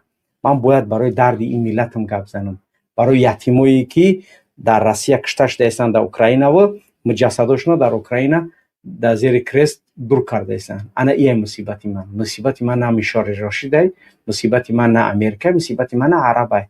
نه کارشون دارم. او چیزی که خره که همین پدر بابا تپرس دیگه خره که بار ندارید در او خر کردار نشه. در این قضیه وظیفه تو نیست. ایت در آدمای دیگه هستن که کار میکنن. 90 میلیون ایرانی، 200 میلیون عربی، یعنی اونو قضیه خودشون دیدن میگن. او با تو ارتباط نداره. هیچ کس آنالیتیک نمونده است که درباره او گپ زد. این یک مسئله. دیگه مسئله مصیبتایی که در کویت انجام دادگی هستند، نام نمیگیرم دیگه. من در کویت در سال 4-5 بار میرفتم میدونم. یعنی این قدر بدبختی آوردگی اند در وقتش که اگر اون مصیبت رو من میشار رشید العفاسی رفیق ما قطعش سفر کردم، در هواپیما سفری مخصوص داشتیم به چچنیا رفتم، میشناسمش از نزدیک، از عکساش هم هستن، در چند جا عکسای من خطی میشار رشید العفاسی هست. یعنی من جانبداری از هیچ کس نمیکنم و بازی هیچ کس هم گپ نمیزنم. به این قضیات دخالت نداریم، وظیفه ما نیست اینا. ولی مصیبتی که مردم از دست بعضی چیزا میبینن، شما اون رو نمیتونید دیده. مسئله را از نگاه ملی نگاه نکه، مسئله را از نگاه عمق که چی مصیبت برای او را رسانده است برای انا او نگاه کرد. اما خاطر این وظیفه ما نیست. من در مسئله اوکراین گپ میزنم، وظیفه منه. تاجیک میبره در اونجا، برای چی گپ نزنم؟ گپ میزنم. این وظیفه هر یک تاجیکی که باید گپ زنه تاجیک در روسیه در اوکراین کشته نشود. اگر برای تو مهم نباشه ملتت، برای من مهمه. برای تو اگر دیگه قضیه مهم باشه پس اینجا نداره، برای بدرو تماشا کو یگون جایی که برای ما همه را تماشا میکنم، همه را دیده هستم، هر روز اخبار پیگیری میکنم، هر دقیقه اخبار پیگیری میکنم، ولی برای معلومات گرفتن، نه اینکه در قضیه بیشتر من باید وارد شم گپ زنم، چون که این قضیه تمام میشه میره و ما تو یگون منفعتی که برای من توی تاجیک داشته باشه نداره. یکی از طرفای صلح تاجیکستان حمایت میکردگی جمهوری اسلامی بود. زدن پروندن کشتن زندان کردن، چرا صداش برمد صداش نبرمد صداش. من جانبدار یگون کاری بدی به یگون دولت مسلمانی و همزبانم ندارم، ولی درسته تاجیک کم کشتن، کم زندان میکردن، کم تهمت میکردن، درست چرا خپی؟ چون نمیگوی که شوی یگون گپ نگفتی در این مسئله؟ اما خاطر لازم ندارم من در مسئله قضیه دیگه گپ زدن. وطن من مهم است. در مسئله اوکراین گپ میزنم، برای چی؟ برای تاجیک میبرم. من تاجیک حمایت دارم. وظیفه حرکت اصلاحات خواهان حمایت تاجیک در داخل در خارج بودنه. ما با یگان کسگه کار نداریم. وظیفه من تاجیکستانه، شهروند تاجیکستان حمایت کرده شود، نه اینکه شهروند تاجیکستان در هر کجا کشته شود. من در فکری گپی بابا تا گوش که اگر تاجیک باشی در خری که بار نداری کار نداشته باش، او وظیفه نیست. ولی که ما در او خر بار داریم. ما در روسیه که میزنه تاجیک در اوکراین کشته میکشه 20-30 هزار تاجیک میکشه، ما شا کاردار نباشم. تاجیک یتیم مونده است، زن تاجیک بیوه مونده است. تو چرا در فکر نیستی بار؟ با اون خاطر در این قضیه یعنی که جواب تا نگرفتی، значит یعنی که نمیخوای بفهمی، میخوای که من یگون گپ بزنم، نیت من یگون گپ نمیگم. جواب تا 100% گرفتی. در خری که بار نداری طاهر مراد کاردار نشه. من در خری که بار ندارم کاردار نیستم. اگر با مصیبتایی که کردگیان با گپ زنم با ضرر تمام میشه، یعنی که خوب نیست گفتنم. با همون خاطر هر چیزی که تاجیک در روسیه کشته میشود در جنگ اوکراین میگم، باید بگم. یگان گپی غلط نیسته. ما کارمون وظیفمون همیه. با اون خاطر در این قضیه یا پرووکاسیا کرده است. ما با پرووکاسیا کاردار نیستیم. ما به هر طرزی که خواهی جامعه میپوش، من از طرز خیرامات میشناسم. اما هر شکلی که میخوای تو حیله کن، یعنی که پرووکاسیا بکن، من یگان گپ نمیگم. من زبانی که حافظ قرآن یک گپ بگه، او زبان تازه نیست. من یگان علمای دینه، یگان حافظ قرآن، یگان کلمه گپ نمیگم. همین رحمانوف کشت، همین زندان کرد، بسه. من یگان علمای دینه، یگان گپ و تحقیر حق هم ندارم. چرا؟ چون گوشت علما، گوشت حفاظ قرآن زهرناک و مسموم است. تو کارت بکش، سیک میگو تو میدونی و قبرت الله تو همین تاجیک بدن تو را بیشتر نمیداره، مسلمان بدنت بیشتر میداره. ولی ما برای ملت من کارمون انجام دادیم. ما برای شهروند تاجیکستان، برای آزادیش کارمون انجام دادیم. ولی بدون که تو را مسلمان بدنت بیشتر میداره، اینا فراموش نکن. تو تاجیک بدنت بیشتر نمیداره، ولی تاجیکی مسلمان بدنت بیشتر میداره. در این قضیه کوشش کن که یعنی که قضیه را با بیراه نگردم. سوال تا جواب گرفتی. من خوب سوال تا جواب بدم. دیگه یگان گفت یه برادر دیگه نوشته از یه شعر داره، مسلمانی که داند رمز دین رو، نساید پیش غیر الله جبین رو. این شعر علامه اقبالی. هر مسلمانی که رمز دینش میدونه، پیش غیر الله پیشانیش نمیمونه. این عزت و شرف مسلمانه و هیچ وقت مسلمان یعنی که سرش در پیش غیر الله پیشانیش نمیمونه. فقط تنها جبین و پیشانی ما در نزد الله سجده گذاشته می شود و راکع خاشع خاضع در نزد الله سبحانه و تعالی. با همون خاطر در این قضیه کوشش کنید ما را با قضیه دولت دیگر ندارید. ما نمیداریم. اگر بخواهیم هم نمیداریم. اگر لوبا خیل پرووکاسی هم بکنی فایدت نداره. اگر هر گپی هم که بگوی، میشار حافظ قرآنه، احترامش دارم. رفیقای من یگان گپش نمیگم، نه او را نه یگان حافظ قرآن دیگر و نه یگان علمای دینه. این وظیفه منه. ما هم قدر عالم دین کشتن که دیگه بسه بود تو ای طرف بخیر با یک کار که پرووکاسیون بکن. ما میبینیم یک چوپون اینوش نمیگیرم و کختون فهمیده دیگه. یک چوپون منظور باشه که چوپونی که در تاجیکستان میگردن، یک چوپون دیگه در دولت اروپایی میخیزه برای لوبای آدم گاب میزنه. انا میشور عفاسی تری گفت انا تو التیوز برام گوسپند دیخته بچران. همین وقتی که لوکا ابن لوکا به قدرت رسید انتظار قیامت باشه. وقتی دیدی که مردم در غیر اهلش سخن میگه. محمد اقبال وقتی دیدی که در علوم طب اگر از آن چیزی که سنت پیامبر است گپ زدم گفتم پیامبر میگه که در مثلا الداء و الدواء مثلا اومده است، مثلا در کتاب شفا اومده است، در کتاب فلان اومده است، انا پیامبر انا را میگه رقیه شرعیه مثلا دست در بالای دردتمان انا می دعا را بخون پیامبر خونده است 7 بار، سوره فاتحه را بخون، آیت کرسی را بخون. تو گپ قبول کن برای من شریعت گفته ایستم. ولی من اگر از دیگه اپراتسیا گپ زنم گپ من قبول نیست، برای من دکتر نیستم.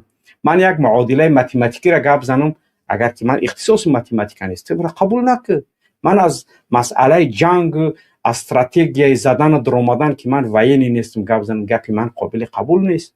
ولی یک چوپون میخزه گفتی گپو در مسئله مهم گپ میزنه که تو دستی راست ای چپت نمیشناسی، تو چی را ترچی و درباره مسائل گلوبالی و دست درباره مسائل علوم اسلامی و علمای دین گپ زدن چی میدونی؟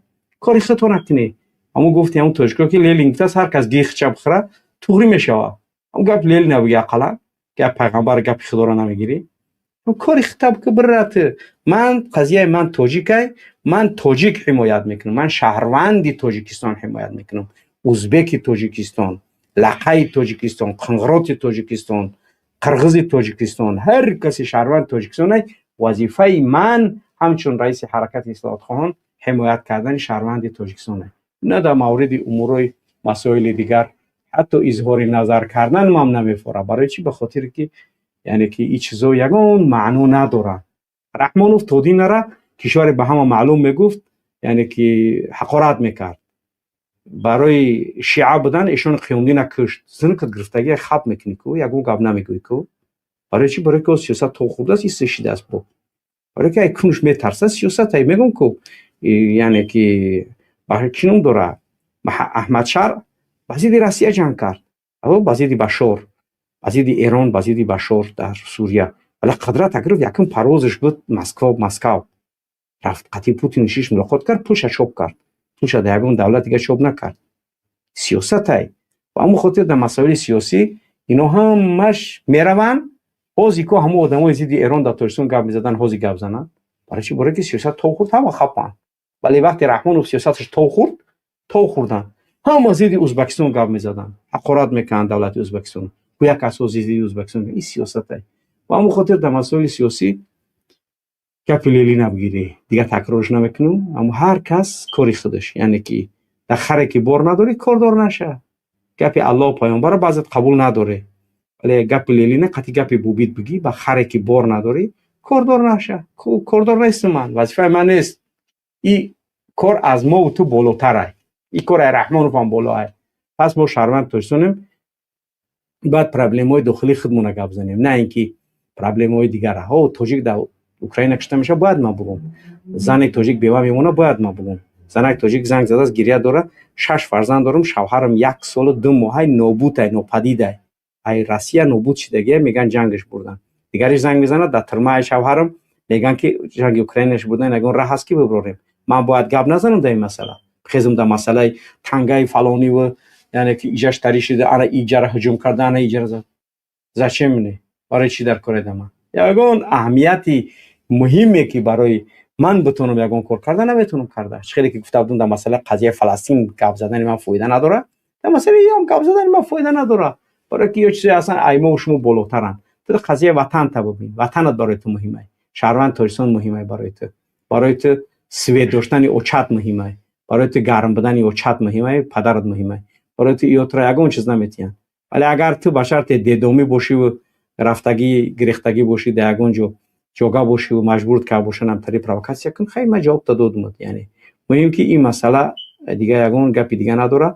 خواهش میکنیم پرووکاسیا نکنید. ما یگون وقت ای دهن من هیچ وقت نمیشه که علمای دین تحقیر کنم یا که حافظ قرآن من یگون گپ بگم که اون لایق من نباشه. من او زبان خشک بود که یک علمای دین تحقیر کنم یا که یگون گپی بعد بگم. او فرق نداره کیه. اصلا من این چیز اجازت به خودم نمیدیم. علمای دینن اونها یک سجده کردن که ایتی توحیر ایمن محمد اقبال قدرش در نزد الله بالاتره. فهمو خداونده میبخشه، بخشنده و غفور و رحیم بخشنده است. پس این کارا دا بیشتر اما آدمایی که تحقیر میکنن مذهب اهل سنت تحقیر میکنن بگه شو که نکنن تحقیر، تو اینکه یگون تحقیر نشون. اما خاطر این مسئله را نبرداره دیگه. لازم نداریم ما یعنی که به این قضیه گفتی گپا نه پرووکاسیا بکن نه ایدانی ما یگون گپ میشنوی، هیچ وقت هم نمیشنوی. ما سیاستمون معین است تنها و تنها به خاطر یعنی که ملت وطن و دولت عزیزمون مبارزه خودمون تا روزی که هستیم ادامه میدیم. از این بیشتر ما دیگر در یگون مسائلی که مربوط به ما نیست قضیه را ما هیچ وقت یعنی که نمیبرداریم. بار دیگر میگم هر کس یعنی چوپون یا به شکل چوپون ای که جای عینیه نه عینگی شک به فیرم همی یکی گپ میزنه که میخزد اینو میشوری طریق وگرنه بپرسیش که دستی راست تا چپ چیه سوره فاتحه را بخون سه غلط دوره یا 5 غلط دوره. یکی در مسئله فلانی طریق گفت کارت چیه؟ تو برام گوسپند تبشرون بگر تو برات درم به خدا قسم اینقدر یعنی که عقلشون نمیگیره که یک جمعه رو میدروه ای ظرفشونه ما فکر کنم که ظرفشون فقط در توشتونه. تو بکن خدا تا اول مسائل تاریخی تا بفهم، تا اول خطا بشنوس، تو بآموز، تو قضیه خطا بفهم، بعد از اون در مسائل عمومی صحبت کن. ولی میخواد در مسئله گلوبالی گپ میزنه. یا رنگی هم دیونه ایوب ایکو میخواد محمد اقبال 70% مرده است. ابراهیم میدونه شرمنده میشود یکی با هم گپش میگه یا ابراهیم یک گپ دیگه میگه دختر محمد اقبال فلان کار کرد رو 35 اخی فلان کار کرد اخی خونس اول یک گپی بزنه که مردم پکم ببینن رو تانی گپ کنن خنده را نمبرن. اما خاطر این قضیه را دیگه شما با همون شکل خودشون بگذارید. یعنی ما با هیچ گپی لومه و لعیم به یگون چیز داده نمیشیم، نه با پرووکاسیا داده میشیم، نه با یگون چیز داده میشیم. وظیفه من تاجیکستانی تاجیک اگر در ایران کشته شود میبرم حمایت تاجیک گپ میزنم، تاجیک در امریکا کشته شود میبرم گپش میزنم، تاجیک در اسرائیل تحقیر شود میبرم گپش میزنم. ولی وظیفه من حمایت تاجیکه. این وظیفه ایمانی منه، وظیفه سیاسی منه که من برام حمایت از تاجیک کنم، از شهروند تاجیکستان کنم. انا ایره از من شما بپرسید که فلان تاجیک در فلان جا تحقیر شد برای چی گپ نزدی؟ اگر من گپ نزدم بگو تو گپ نزدی. درست نه که در غیر مسئله ها کوشش کنید که در مسائلی که با شما و با ما ارتباط ندارد یعنی که داخل نشه. اون بعد یگون فقط اگر میشار عفاسی را گفت یگون گپ میشه و هیچ گپ نمیشه. چی گپ میشه؟ هیچی. خیلی یگون کشور جنگ کرد در اون گپ یگون تغییرات یگون چیز واقع میشه نمیشه. پس چی؟ پس شو یک گپ بگم که گپ پوست اسلاو بیرون برویا. من گپم پوست اسلاو نیست. گپی خالی بیهوده نمیزنم. گپی میزنم که منفعت در اون باشه. منفعت برای ملتم، دولتم، مردمم، برای نیک احوالی مردمم باید باشه. همون خاطر این گپا یگان گفتی گپا معنا ندارد. خواهش میکنیم نه پرووکاسیا بکنه و نه با پرووکاسیا داده میشیم. هیچ وقت این کار نخواهیم کرد و نه نمیکنیم. خب بیننده عزیز و گرامی، برنامه ما هم تقریبا 3 ساعت شد ادامه دارد و خب امیدوارم که انشاءالله در این برنامه تونسته باشیم. 342 نفر لایکاشون گذاشته است و 85 نفر هم در شبکه اصلاح پادپیساتسیا کردن ماشاءالله بهترین و افرادی که در نظرسنجی اشتراک کردن 521 نفر. یک بار در اینجا 2807 نفر اشتراک دارن با برنامه‌های دیگر. خب در فیسبوک او کاری خود ما نمیگیم در فیسبوک لایکاتون رو بمونی، ولی در یعنی که یوتیوب لایکاتون رو بگذارید تا سبب بیشتر شدن عددی یعنی بیننده ها شود تا یک تاجیک ناآگاهی دیگر بفهمه. لایکیت سبب آگاه بودن یک برادر دیگر است. کمک‌های شما سبب کار کردن ما و سبب پیشرفتن ما. تو فکر نکنید که ما یعنی که با یگان چیزی مشکلات هست، مشکلات باقی میماند، ولی ما هم کارمون انجام میدیم. ما هم خیلی سرسختیم که باید انجام کار مسئولیت ایمانی که داریم خداوند با ما گذاشته است، یعنی که ما همین مسئله پیشبرد کار ملت، نجات ملت از این ورطه، از این بدبختی ها باید ما نجات بدیم. و همون خاطر در هر مسئله های عمومی دیگری که با تاجیک وابسته نداره خطا دخالت نکن، احمقت نکنن. برای حمایت کردن ایو پگاه دوست میشوند، پگاه همه تنج میشود، تو میمونی کلک مرده شو. چقدر در مابین زنشون ندارو همی دیدی که خواهر تا شوش زد، برای بگو که خواهرم یکارککی نزند شد. یکی نره تحقیر نکه یازنتا جنگ نکه قطیش، نره یگون گپی نگو، پگاه او سوز میشود نیکی تو میشه کلک مرده شو. تو یه عمر پرابلم میشود میگردی. و همون خاطر کوشش کن در مسئله هایی که این مسئله مبین زن و شود رمضان 100% مسئله سیاسیش میدونم من، اگر چند مسئله بی‌توخی ولی از نگاه سیاسی من مسئله سیاسیش میدونم. هیچ وقت در مسئله یعنی که مبین زن شوهر نداره. چرا؟ چون این احمقیه که یه آدم در مسئله زن شوهر مبینش بدروه اگر نصیحت کردن این نصیحت که ولی نصیحت هر دشه بکن، نصیحت یک کس نکه، فقط گناه دکل یک کس. اول گوش که چی گفت؟ من گفت که بخی اوقات کنه کم خیلی خوب بود که بخی اوقات کنه، میگه بخی اوقات کنه. بعد من ازاد بعد خوب بود که زد، وقتی که اوقات نکی یگون گپت گفت. هیچ وقت تحقیر نکه یک طرفه. وقتی میدروی گپ میزنی این دمو بین بدرو حکمی به عقل باش. خاله که الله میگه حکما من اهله و حکما من اهلها، حکم ای خانواده او ای خانواده مرد، یعنی این حکم الله هست. پس در قضیه‌ای که مربوط به تو نیست به ما نیست خودتون شرمنده نکنیم. ما بسیار آدم را دیدیم که در قضیه شرمنده بیرون میبرن از او، ولی ما هر گپی که گفتیم یک سری ما ای گپای گفتگی سابقم تو امروز نگشتم، یگان میدان نگشتم ای گپم. برای چی؟ به خاطر که هدف من برقراری وطنم با هر راه و قیمتی که باشد انجام دادن اون است و اون هر شکلی که امکان انجام دادنش باشد به خاطر نجات ملتم باید ما انجامش بدیم. و همون خاطر من یگان کلمه گپی گذشتگی من تا امروز تغییر ندادم و تغییرم نمیتیم و نیاز به تغییرات در موضوع این که من گپ گفتم هر چیزی که برای وطنم باشد ما باید انجام بدیم. تمام. اون مهم نیست که به کدام شکل است. پس روسا باشن، امریکایی‌ها باشن، اسرائیلی‌ها باشن، مهم ما باید وطن ما بسازیم. ولی تا امروز هر چیزی که هست همین مردم و ملت و مردم خودمون است. ولی در مسائل سیاسی همه را دیده ایستیم، همه را فهمیده ایستیم. رحمانوف اگر ازبکستان روسیه نمیبود به قدرت میرسید، یک گوچرون خری خوتی که این پدنالا دکجا به قدرت میرسید. ای احمدوف تماشا کنه، یعنی که چی میگن همون چیزی ازبکستان، وزیر دفاع ازبکستان چی میگه؟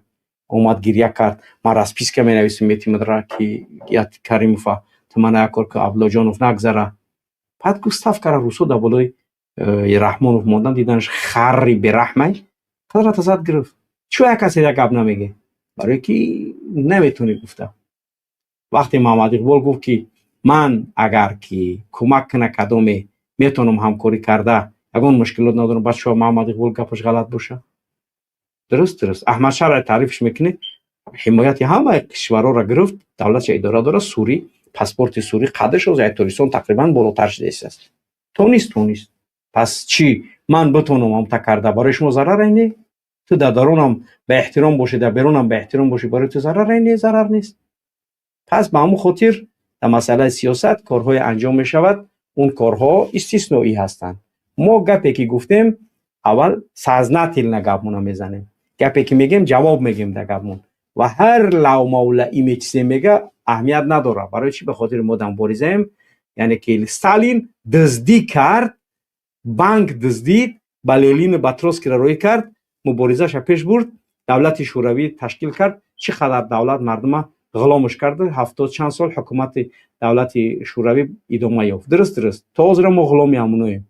بعد دزد استالین یا دزد این من نمیگم، میرم کتابای خودشون بخونیم، مرحمت تاریخ بخونیم. بعد دزدی دولت تشکیل کرد، بعد دزدی این یگان گپی دروغ نیست. لنین برادر راهنما، یعنی که گفتیم و شعر نوشتگی لنین از زنده ها هم زنده تر، این دزد خستن کار تشکیل کردن، دولت همه دنیا را نصف منطقه را زدن، ضبط کردن، گرفتن، حاکمیت دارن، کردن دارن تو حاضر.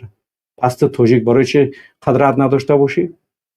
چی سعودیش به قدرت خودش رسید؟ چی حکومت امروزی یعنی که در دیگر نگونم همه اینو با کمک ها میشوند، چی هر کشورش باشه. پس همون خاطر در مسئله سیاست باید همه وقت، یعنی که در گفتار، در گپ زدن خودتون بسیاری باید داده به بعضی از مسئله ها نشه.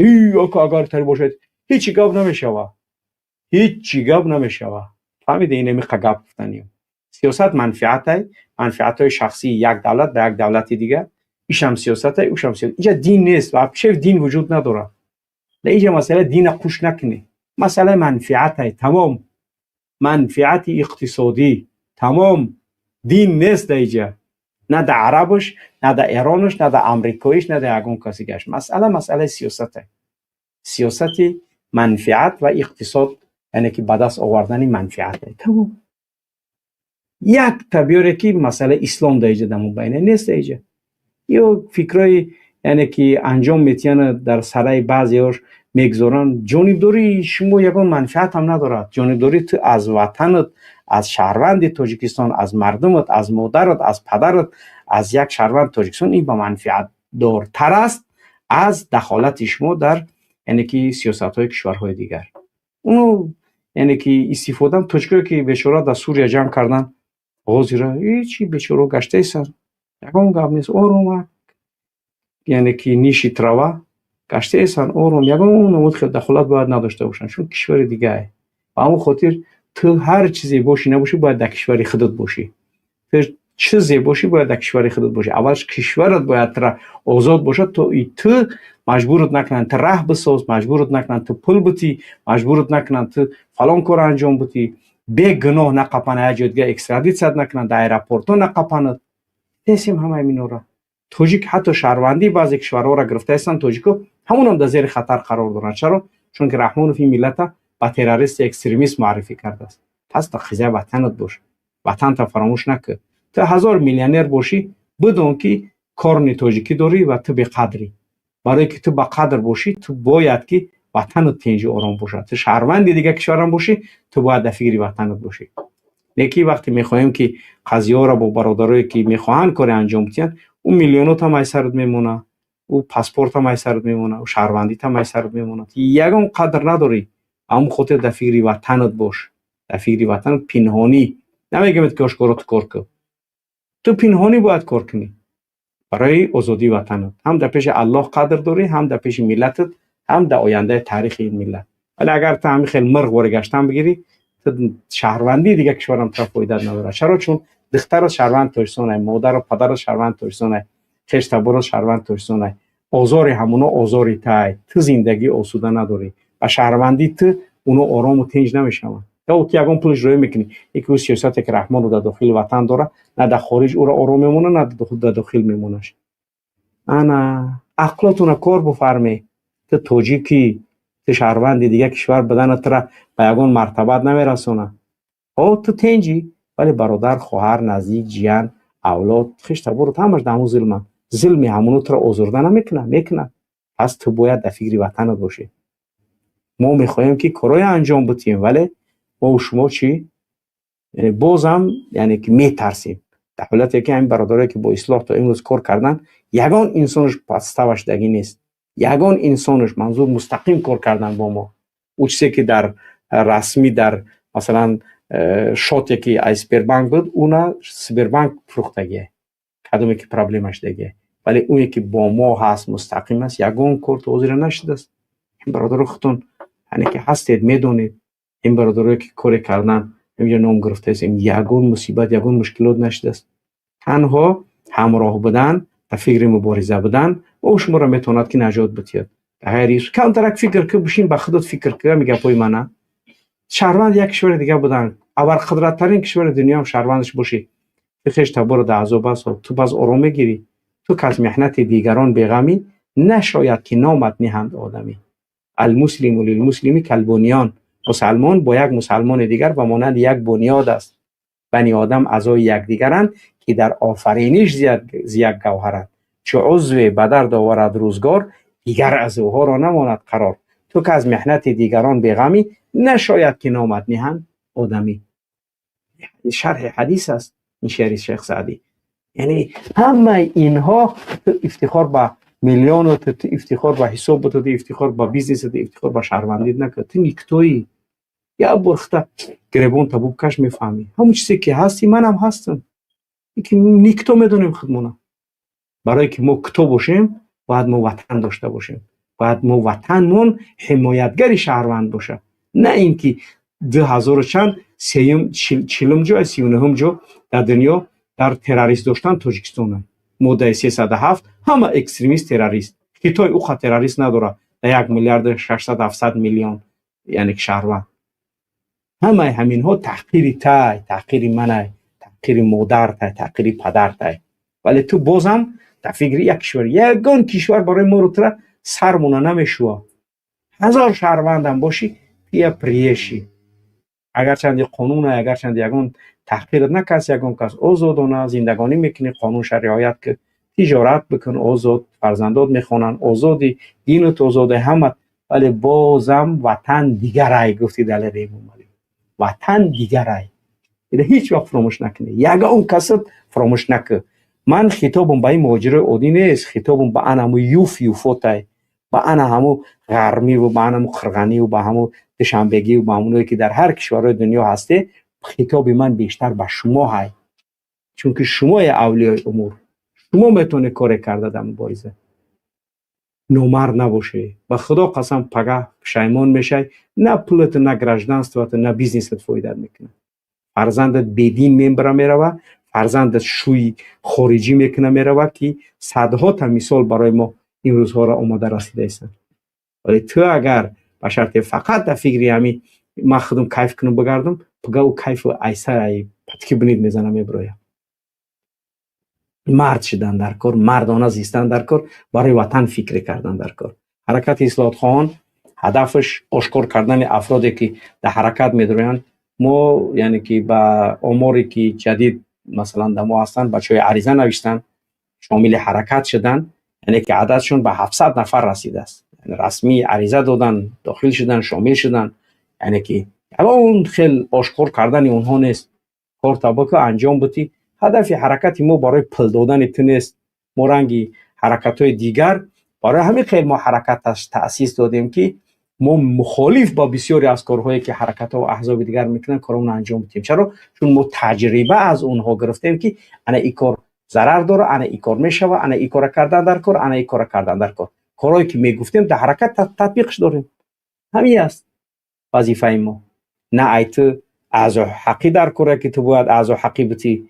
ما حمایتگر باید به شما باشیم. ما باید شما را کمک کنیم تا تو پل داری میتونی کاری انجام بدی که در حرکت برای انجام دادن بخشای تجارتی مرحمت کاری که همکاری که تو اینکه مبلغی تو در مبارزه مصرف شد و نتیجهش تو خودت میبینی و امکان دارد تو یک عضو فعال حرکت کاری برای ملتت انجام داده بتونی که هیچ کس کرده نتونسته و دیره. با همون خاطر مرد شدن در کار، مرد زیستن در کار، مرد مردن در کار. نه اینکه تو باید فقط فکرت غمت خودت باشه. با خدا قسم پول تمای سرت میمونه، شهروندی تمای سرت میمونه، بیزنس تمای سرت میمونه، فرزندات هم پگه ایت رو میگردونن. چرا؟ چون در منطقه قرار دارید که بیرون از یعنی که منهج و بیرون از اون چیزی که منتالیته مردمی منطقه است، بیرون از اونها قرار دارید. ترک تمای سرت میمونه، بچک تمای سرت میمونه، زن تمای سرت میمونه. برای همون خاطر تو باید در خارجی بهترین، تو باید وطنت راهی رفتن آمدن آزاد باشه. ولی تو آزاد نیستی، به هر شکل منزوی در یک قاعده بد قرار داری. پس دقت بتی تو اینکه کار برای وطنت انجام بدی. در غیر این حالت تو بسیار چیزا یعنی که از این قضیه باید دقت بتی. پس دقت بتی. گفته است که لنین دزدید با استالین، یعنی استالین دزدید با لنین با یعنی که تروتسکی با اینو روان کرد. در گرجستان تاریخ بخون برادر طاهری مراد میفهمی. من این گپایی که مبارزای تمام مردم ای کمونیستا بیشتر من گفت گپا تاریخشون میخونم میبینم هر روز چیکار کرد، استالین چیکار کرد، تروتسکی چیکار کرد، بخارین چیکار کرد، ایش چیکار کرد، لنین در فنلاندیا چیکار کرد، در اوجاش چیکار کرد، در جای اروپا چیکار کرد، چخیل اومد، گرمانیا چیکار کرد. همه اینا رو ما میخونیم میبینیم. هدف ما یعنی که فهمیدنی وضعیت و حالتهای در مبارزه پیش که لینین یک شبنامه می نوشت تو بر اسیر رسیدن چقدر وقت در کار بود با چه خیلی وضعیت ها می رسید. خوزی تو در خانت شتگی من صحبت دارم وضعیت مبارزه را فهمانده استم یکی تو بازم ترسیده ایسته، در حالی که ترسیدن انمیه بدبختی. مردم از اروپا بر روسیه را خط روی میکردن، یا آدم تو میرفت میرسید در 5 کسی روی کردگی 2 کسیش میرسید. اوسط در خانت شتگی من گپ زده ایستم گوش کرده ایسته، وضعیت کامل فهمیده ایسته. پس این ای ترسی شما. مبارزه پیش من پدر را فکر میکنم یا استاد نوری را فکر میکنم یا مؤسسه نهضت در 23 و 21 و 25 حرکت نهضت تشکیل کردن، مبارزه‌شون با ضد شوروی ادامه دادن. درست ولی امروز چی؟ ما و شما چی؟ در کدام حالتیم؟ این قتل کفمون کردگیم. پس به همون خاطر با خویشتنداری با فکر کم ترک فکر کن. در اسلام عبادت جایگاه خودش داره، ولی شخصی که فکر میکند اون گاه ها بیشتر از عبادت ارزش داره. خوب گپ ما دقت بکنید. منظور از عبادات مفروضه نماز ها نیست، منظور از عبادات متطوع است، نمازهای نافله و اینها. یا شخصی که فکر میکنه الله من آفرید، 5 پنجم داد، در درون این دستان من شریان خون است، قلب من تپیش میکنه، الله ببین که چشمم داد است میبینم این خلقت الله. انسان این فکر میکنه از عبادت براش یعنی که اجری بالاتر داره. چرا؟ تو در خلقت الله فکر داری، تو الله که تو را سجده تیلت خالق تو است، در یعنی که آفرینش او فکر داری. ولی تو فکر برای زندگی امروزت بکن، برای فرزندت بکن، برای دخترت بکن، برای بچت بکن، برای پدر و مادرت بکن، برای همسایت بکن. تو تاجیکی، تو شهروند تاجیکستانی، یک کم ترک دقت به تو غلام نیستی، تو جمشید و روشن نیستی که باید این قضیه یعنی که همیشه تو باید که غلام باشی. در فکر تجارت باش، فقط در فکر کاری با آیلک نباش، غلام نشه. تو رحیم غرمی میتونی گذاشته، تو از 1000 یعنی که بیزنسمن دیگه میتونی گذاشته، ولی کار تا فکر که تو باید بیزنس بکشی، تو اینکه تو خطا از غلامیت ببراری. تو باید در فکر کمکی یک هموطنت باشی با راههایی که یعنی که میتونی اونها را به هدف رسانده. با همون خاطر برادرای گرامی دقتتان جدی بتید در مسائل فکری که میگیم. فکر کردن در مسائل امروزه وطن و ملتتون برای شما از تمامی نقاط دنیا که جنگ میروه و پرابلم های بالاتر است. والله قسم یک اشکی زنی تاجیک در پنجکنت در عینی در خوجند در قرغان در غرم و در کلوب برای من از 1000 مردمان دیگر ارزش و قدرش بیشتر است. چرا؟ من الله میپرسه از اون اشکی مادر عینگی و از اون غانچگی و از اون خطرونی و از اون کلوبی و از اون غرمی، ولی من الله از اشک دیگران نمیپرسه. چرا؟ میگم من لا یکلف الله نفسا الا وسعها. یا الله من نداشتم قدرت، ولی من قدرتی یعنی که هم شهری ما دارم، من قدرت شهروندی کشور خود ما دارم، من حقوق قانونی دارم در مورد اونها حمایت کردن و گپ زدن. این است. خودتون از قضیه های یعنی که داخلی دیگه کشورها یگان منفعت نداره. والله پگه سیاست از تغییر میخوره، ولی با همین منم با همین منبر مهاجر با میبرم گپ میزنم این طریقی کردم بفهمی. بعد دیده سیاست تغییر خورد، حالی همه طوری شد، چیکیه تو موندی کلک مرده شد. همون خاطر شهروند تاجیکستان میگه من در ای کجا پریدم، ای تایلند پریدم، ازبکستان، در ازبکستان منو دیپورت کردن، گفتن که ابراد نبگرد برم مالزیا. ای مالزیا بگشتم اومدم کجا، بعد دوباره اومدم تاجیکستان. برای چی؟ برای که رفتم در ازبکستان گفتم که همین شهرهای تاجیکی بودن دیگه که نام تایو فهمید. پس چی زور تو اومده است تو در قضیه کشورهای میکنی خود راه تا با همه کشورها بند میکنی. یگان کس در منفعت تو کار نمیکنه. همینایی که دهنت خطف بر اومده است از حمایت شو داری، والله قسم اگر تجاوزت کنه پشورش نمیبره اینا را. چون این سیاست در فکر خودت باش، در فکر وطنت باش، در فکر حمایت هیچ کسی دیگه تر یگان شو با مقصد نمیرسونه. من کار امور سیاسی دیگه کشورها را بخود شو. تو در فکر وطن خودت باش، تو در فکر شهروندی وطن خودت باش، نه در فکر کشورهای دیگر. یگان منفعت نداره. بعضی برادران میگن دیدی انا کشتی تاری کرد، دیدی این تانکای تاری کرد، دیدی این ورتلو، دیدی دخترک توجیک در چی مرد، در شنبه مرد. انا ایره میگن تو که از محنت دیگران بغمی نشاید که نامت نیهند آدمی. اول شهروندی خودت، اول توجیک، اول توجیکستانی، بعد دیگه ملت. اینا در فکر جوکه، اینا در عقلت بدرور، اینا بدون، اینا بفهم، اینا فکر کن، اینا اندیشه کن. اگر گپم غلط باشه برو بگو گپت غلطه. من شهروند دیگه کشورم، $1,000,000 دارم، تجارت دارم، فرزندان بهترینن، ماشین دارم، خانه دارم، من زدگی نیستم. بعد من قطعی تو بحث میکنم. مادر داری، پدر داری یا نداری، یا خشتومن داری یا خشتبار داری، اونو تنجن، تقایی داری، امکی داری، توجیک باشه، اگر حتما در وطنن یا در آسیا رزنرباچیک مهاجر کار کرده هستن، آیا اونو خوبن؟ این ما در پا فکر نیسته، اونو مرا نگاه نکردن. تو بدون که تو یه آدمی خوب و سالم نبوده. پس به همون خاطر اول فکری که میکنی برای وطنت بکن، نه برای یگان مردمی دیگه. نه ترا میپرسن، نه تو مسئولی، نه ترا الله میپرسه، نه ترا تاریخ میپرسه، نه ترا یگان کس میپرسه. ترای وطنت میپرسن، ترای شهروندی وطن بدنت میپرسن.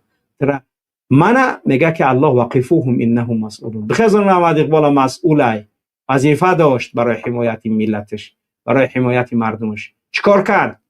ای خدا من ترسیدم. مسئول بودی، چرا مسئولیت قبول کردی؟ و خدا قسم وظیفه مسئولیت و امانت است و هر کسی امانت انجام داده نتونه خاره روزی قیامت است. یا الله ما را از خاره روزی قیامت نگه بداره. یک جوان زنگ میزنه دلم میتپه که چگونه من اینا کمک کنم که خداوند منو نپرسه بگه که ای محمد اقبال تو میتونستی میرا کمک کرده، چرا نکردیش کمک؟ نمیتونی. مرحمت برای کارکای عادی طبقه بگرد، هیچ کس به تو کاردار نیست، ولی بدون که تو میتونستی کرده، شونه خالی کردی، پس خداوند میپرسه تو را که تو میتونستی همین کار انجام داده، چرا نکردی؟ پس من از عذاب الله میترسم. هر کدام شما باید بترسه. از مکر الله هیچ کس امین نیست. خوب همین است آن چیزی که باید میگفتیم و گفتیم. خدا کند که تونسته باشیم قضیه‌مون معین کنیم. برادر طاهر مراد، من یگان گپ نمیدارم، خدا کنه که سوال پرووکاسیونی نباشه، خدا کنه که من غلط کرده باشم، ولی در قضیه هایی که کار بار شما نیست دخالت نکنید. نصیحتی برادرانه به شما، یگان کس به درد تو من نمیخوره، یگان انسان نمیخوره. بگذار تو شیعه 12 امامه باشی به دردت نمیخوره، والله به دردت نمیخوره. بگذار سلفی سعودی باشه به دردش نمیخوره. بگذار برلوی پاکستان باشه به دردش نمیخورن. اونو فرانم تاجیکستانی به دردت میخوره، فرانم وطنی خودت به دردت میخوره. وطن تا فراموش نکن، تاجیک بودن تا فراموش نکن، افتخار ملی تا فراموش نکن، مسلمان بودن تا فراموش نکن، اهل سنت بودن تا فراموش نکن. اینمین است وظیفه ما، اینمین است هدف ما، دیگر مراد و مقصود نداریم. امیدواریم که انشالله از صحبتامون تونسته باشیم یک تأثیرات برای ملت و مردم، خاصتا آنانی که امکان کار انجام دادن دارن ولی خودشون ما یک خط از کرایه میگن زندگی دارن. ما واش خط نیست کرایه، حتما اینه که به جوابگاری کشیده میشید. حتما اون چیزی که میگذرد شما و ما و هر کسی مسئولیت دارد جواب میگه و این قضیه عادی نیست. خوب، سلام علیکم. بله برادر، آخران نفر در برنامه بیا صحبت کرد و بعد تمام کنیم. بیا.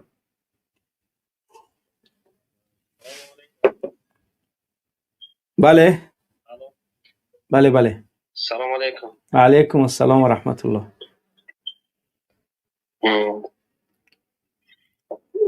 ولی برادر از برنامه اگر بگیم، انا همچنانی که در برنامه نوشته شده است، اصلا فشارها بالای مردمی ما میشود که اونا دست به خودش میزنن. امورایی که داخلی حکومت هم هست اونو میدونن، چون بیرون هم هست میدونن. جوانای بسیار زیر فشار میگیرن، مخصوص حکومتی ها اگر بگیریم، در عموم امنیت، میلیسا، همینا. بعضی جوان ها را به گناه های خورد اندک، به گناه های ریزه اون را دستگیر میکنن. و اگر به قول بگیم شانتاژ میکنن اون رو. مثلا از ما یک فیلم میگیرن و مثل همینو بعد اونو را استفاده میبرن چند وقت و میخوان که استفاده برن. اون جوان ها دیگر نمیتونن. آواز من هست بله بله بله بله صداتون هست بفرمایید. بله بعد اون جوان ها باز نمیتونن بعد دست به خودکشی میزنن. این آمارو هست در حکومت. حکومت این خبر دارد، امنیتی هم خبر دارن. به همین خاطر بعدی که جوان خودکشی کرد فوراً تلفن اون رو میگیرن. اگر شما چیزا را اهمیت بدین خش تبارای انسانایی که در تاجیکستان هستین و دخترکایی که خودشون به خودکشی میزنن حتما همین خیر است. کم در کم شاید باشد که یک نفر ناموس باخته باشد، یک چیزایی باشد اونو کم در کم دست به خودکشی میزنن. اکثرش دست به خودکشی زدنشان از حساب فشار روانی از فقر انسان کم دست به خودکشی میزنن. آبیه مسائلی که امروز هم میبینیم که مردم ما را اصلا همین بلاگیرها را روشان گرداندیم به جانب ایران و دیگر کشورها. خب درست است ایران هم زبانی ما است، هم کشوری ما است، هم خطی ما است، دینی ما است، یک ما مشکل نداریم. ولی باید ما فراموش نکنیم چند سال پیش حدود 10 سال پیش یکی در ایران یعنی که اگر یا مشاور بود یا که همون چیزی ایران بود، فصل ایران بود کار میکرد. از اونجا آمد یک فتنه بالای مردم ما جوری کرد که هر کسی که در ایران اگر در یکون ساحاتی غیر دینی هم که باشد خوانده باشد نمیدونم به مثل یکون 25 نفر زیاده از 40 نفر جوانی در ایران تحصیل کردگی زندان در زندان تاجیکستان هم همون را سر بودی؟ بله این را من گفتنی بودم. بله من این را گفتنی بودم که حال اون کسایی که نه اینکه آنها ملا باشن، فیزیک، دکتر، شیمیک، فیزیکای بهترین کسایی که در ایران خواندگی بودن با دستور خودی همین پیشوای بدبخت لعنت و همین یتیم بچه و همه اینو را زندانی کردن. چرا کسی نمیگه که کسایی که در ایران بودن این همش در همیشه روز برای مردم فکرش به دیگر طرف بردن است. این بلاگرها همش اینا را به قول پدزکست اینا کارا را میکنن و اینا نه در فکر ایران نه در فکر یک چیز دیگر یک کشوری دیگر. چند سال پیش اگر فراموش کرده باشند مردم در خاطرشان بیارن که نام ایران و سوریه و اینا را گرفتن در تاجیکستان ممنوع بود. آیا همین کسی نبود که میگو که فلان اشان آقا بیدیم که سواش پولی دلارهای خارجی کشوری دوست این همین بدبخت نبود میگو همین که کارا آخی سیاست ها گفته ایسان که من هم که تغییر میخوره. بله سیاست ها که تغییر میخوره. بله تجارت میلیونی جوانای یعنی مردهای تاجیکستانی که بودن میلیونی تجارت داشتن همه اونها را گرفته کم بی‌سواد کرده. شما شپیونه ایران گفته چقدر مردم غم دادن مگر فراموش نگیره برای مردم 4 تا بلاگری دایدوی فاحشه میخیزه حاضی امروز مردم یعنی که به اون طرف سوق میتیرن فکرشون این جنگ ذهنی است که مردمی تاجیک باید فکرش با دیگر بگفت شما که تنگا و پنگا و باید چیز دیگر برد. باید یگانه چیزی که برای ما است این کشوری ماست که شما درست گفتید. باز یک چیز دیگر انشاءالله برمیگردیم. خودی همین امام رحمان و یتیم بودن که جوانو را یعنی که از ایران خواندگی را مهندس بود، دکتر بود، هر چیزی بود محکم کردن. این بود تاجرها را همین خیل کردن. یعنی همه یک تاجر دیگه بود، بابک بود، مبک بود، زنگونی بود که بود اونا را همه را این در سیاست اینو بسیار پلیدن. خب از این میگردیم این روزا میبینیم نمیفهمم این سعدی مهدی دیوانه شده باشه یا که رو از امام رحمان گردونده باشه از پیشوای بدبختش که باز میبینیم که دومی ما اون پیشینه ویشه گرفته هست یعنی که داوی پرولترها و لیلی با ماچکا. یک سوالی خوب دیدم که در ادهم حیدرزاده بود گذاشته بوده است که نویسندگی است که ببینید چرا در تاجیکستان همون یعنی که منقوطهای لنین پرست ببینید که 100 سال پیش لنین حتی تاجیک بودن و تاجیکستان بودن اعتراف نداشت. چرا با همین سعدی مهدی جواب نمیدید؟ سعدی مهدی در کجایی؟ چرا جواب نمیدید؟ برادر حاضر سوالی تاریخی است. یعنی مسئله ما چون امروز ها روز تولد لنینه خاک دیگه می نویسن مربوط به لنین، یعنی قضیه ما مسائل تاریخی توکلش به خدا امروز نیست ولی حالت همین است. سلامت باشی برادر گرامی، یعنی ان شاء الله که هر چیزی که باشه. بارک الله برادر، بارک الله. خوب بیننده عزیز گرامی، دیگر از این وقتی قیمت شما را ان شاء الله که بیشتر و بیشتر نمیگیریم و از تاجیکستان هم چند زنگ آمده است، از امریکا، از کانادا، از اروپا، یعنی که از اسفره. خوب دیگر ان شاء الله که باز در برنامه دیگر کوشش کنید وقتی برنامه ما معین است، یعنی که ساعتی 6:30 به وقت اروپا، 7:30 به وقت مسکو می شود. خوب ببینید همین مسئله ها را، تو اینکه ان شاء الله ما در همون آغاز برنامه داخل شدیم که صحبت دارید، هر چیزی که دارید پس از 1 ساعتی صحبت من ان شاء الله که صحبت کنید و بخشش برای بعضی زنگایی که قبول کردن نتونستیم، چون صحبت ها فهماندهی برای ملت و مردم خیلی مهم است. امیدوارم که ان شاء الله ملت و مردم در این قضیه ها آگاهند و میفهمند و میتونند فهمیده. گذاشتن لایکاتون کوتاهی نکنید. 368 لایک و نظرسنجی با 573 نفر رسید.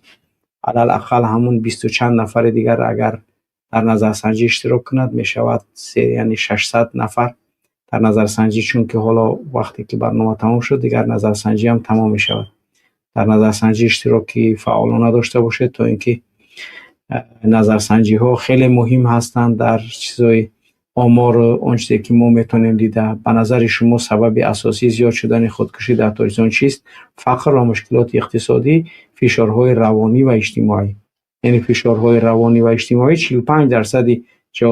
یعنی که جواب دهنده ها روانی از نگاه پسیکولوژی، بی‌اعتقادی، از نگاه چیزای اجتماعی مثلا یا اقتصادی. و در مسئله که فقر و مشکلات اقتصادی 55% مردم از نگاه کمبغلی، یعنی که در نظر دارن که همین مشکلاتی که در تاجیکستان هست و خودکشی هایی که هست اینها همش از نگاه مشکلات اقتصادی است، فقر و کمبغلی و فشارهای روانی. پس فهمیده می شود که تقریبا در تاجیکستان فقر و مشکلات اقتصادی هم یعنی که سبب کشتارها میشده است و دیگرش فشارهای روانی و اجتماعی، یعنی تقریبا هر دوش میتونیم بگیم که با یک یعنی که جایگاه قرار دارن. خوب دیگر همین است. امیدواریم که ان شاء الله دیگر قضیه برای ملت و مردم فهمو است و در هر موضوعی که ان شاء الله برنامه آینده ما روز یکشنبه اگر برگزار گردد باز میبینیم روی قضیه های دیگری هم که امکانی برنامه کردن باشد ان شاء الله که برنامه میکنیم. خوب دیگر بیننده عزیز گرامی، دیگر شما را به الله میسپاریم و خداوند مصیبت های ما و شما را از ما کمتر کند و دعا میکنیم که الله سبحانه و تعالی ملت و مردم مظلوم تاجیک از این بنبستی وزمین و وخیمی که قرار داریم در داخل و در خارج بیرون نماید. خداوند این رژیم خودکامه ظالم از قدرت هر چی تیزتر زور دور نماید. الله سبحانه و تعالی فهمیش و وعی و آگاهی را بر جوان این ملت بیشتر نماید. خداوند زندانی های بیگناه این ملت از زندان های تنگ و تاریک رحمان خارج نماید و خداوند رحمان و آنانی که به این ملت و مردم ظلم کردند بیگناه زندانی نمودند هر چیز زودتر آنها را داخل زندان های ساخته خودشان وارد نماید و الله ما و شما را به عزت و به قدرتی که امکانی به دست این ملت دادن اون قدرت و حرکت قدرت در کشور است این ملت را ان شاء الله روز حتما به مراد و مقصود میرساند. سبحانك الله وبحمدك أشهد أن لا إله إلا أنت أستغفرك وأتوب إليك. السلام عليكم ورحمة الله وبركاته.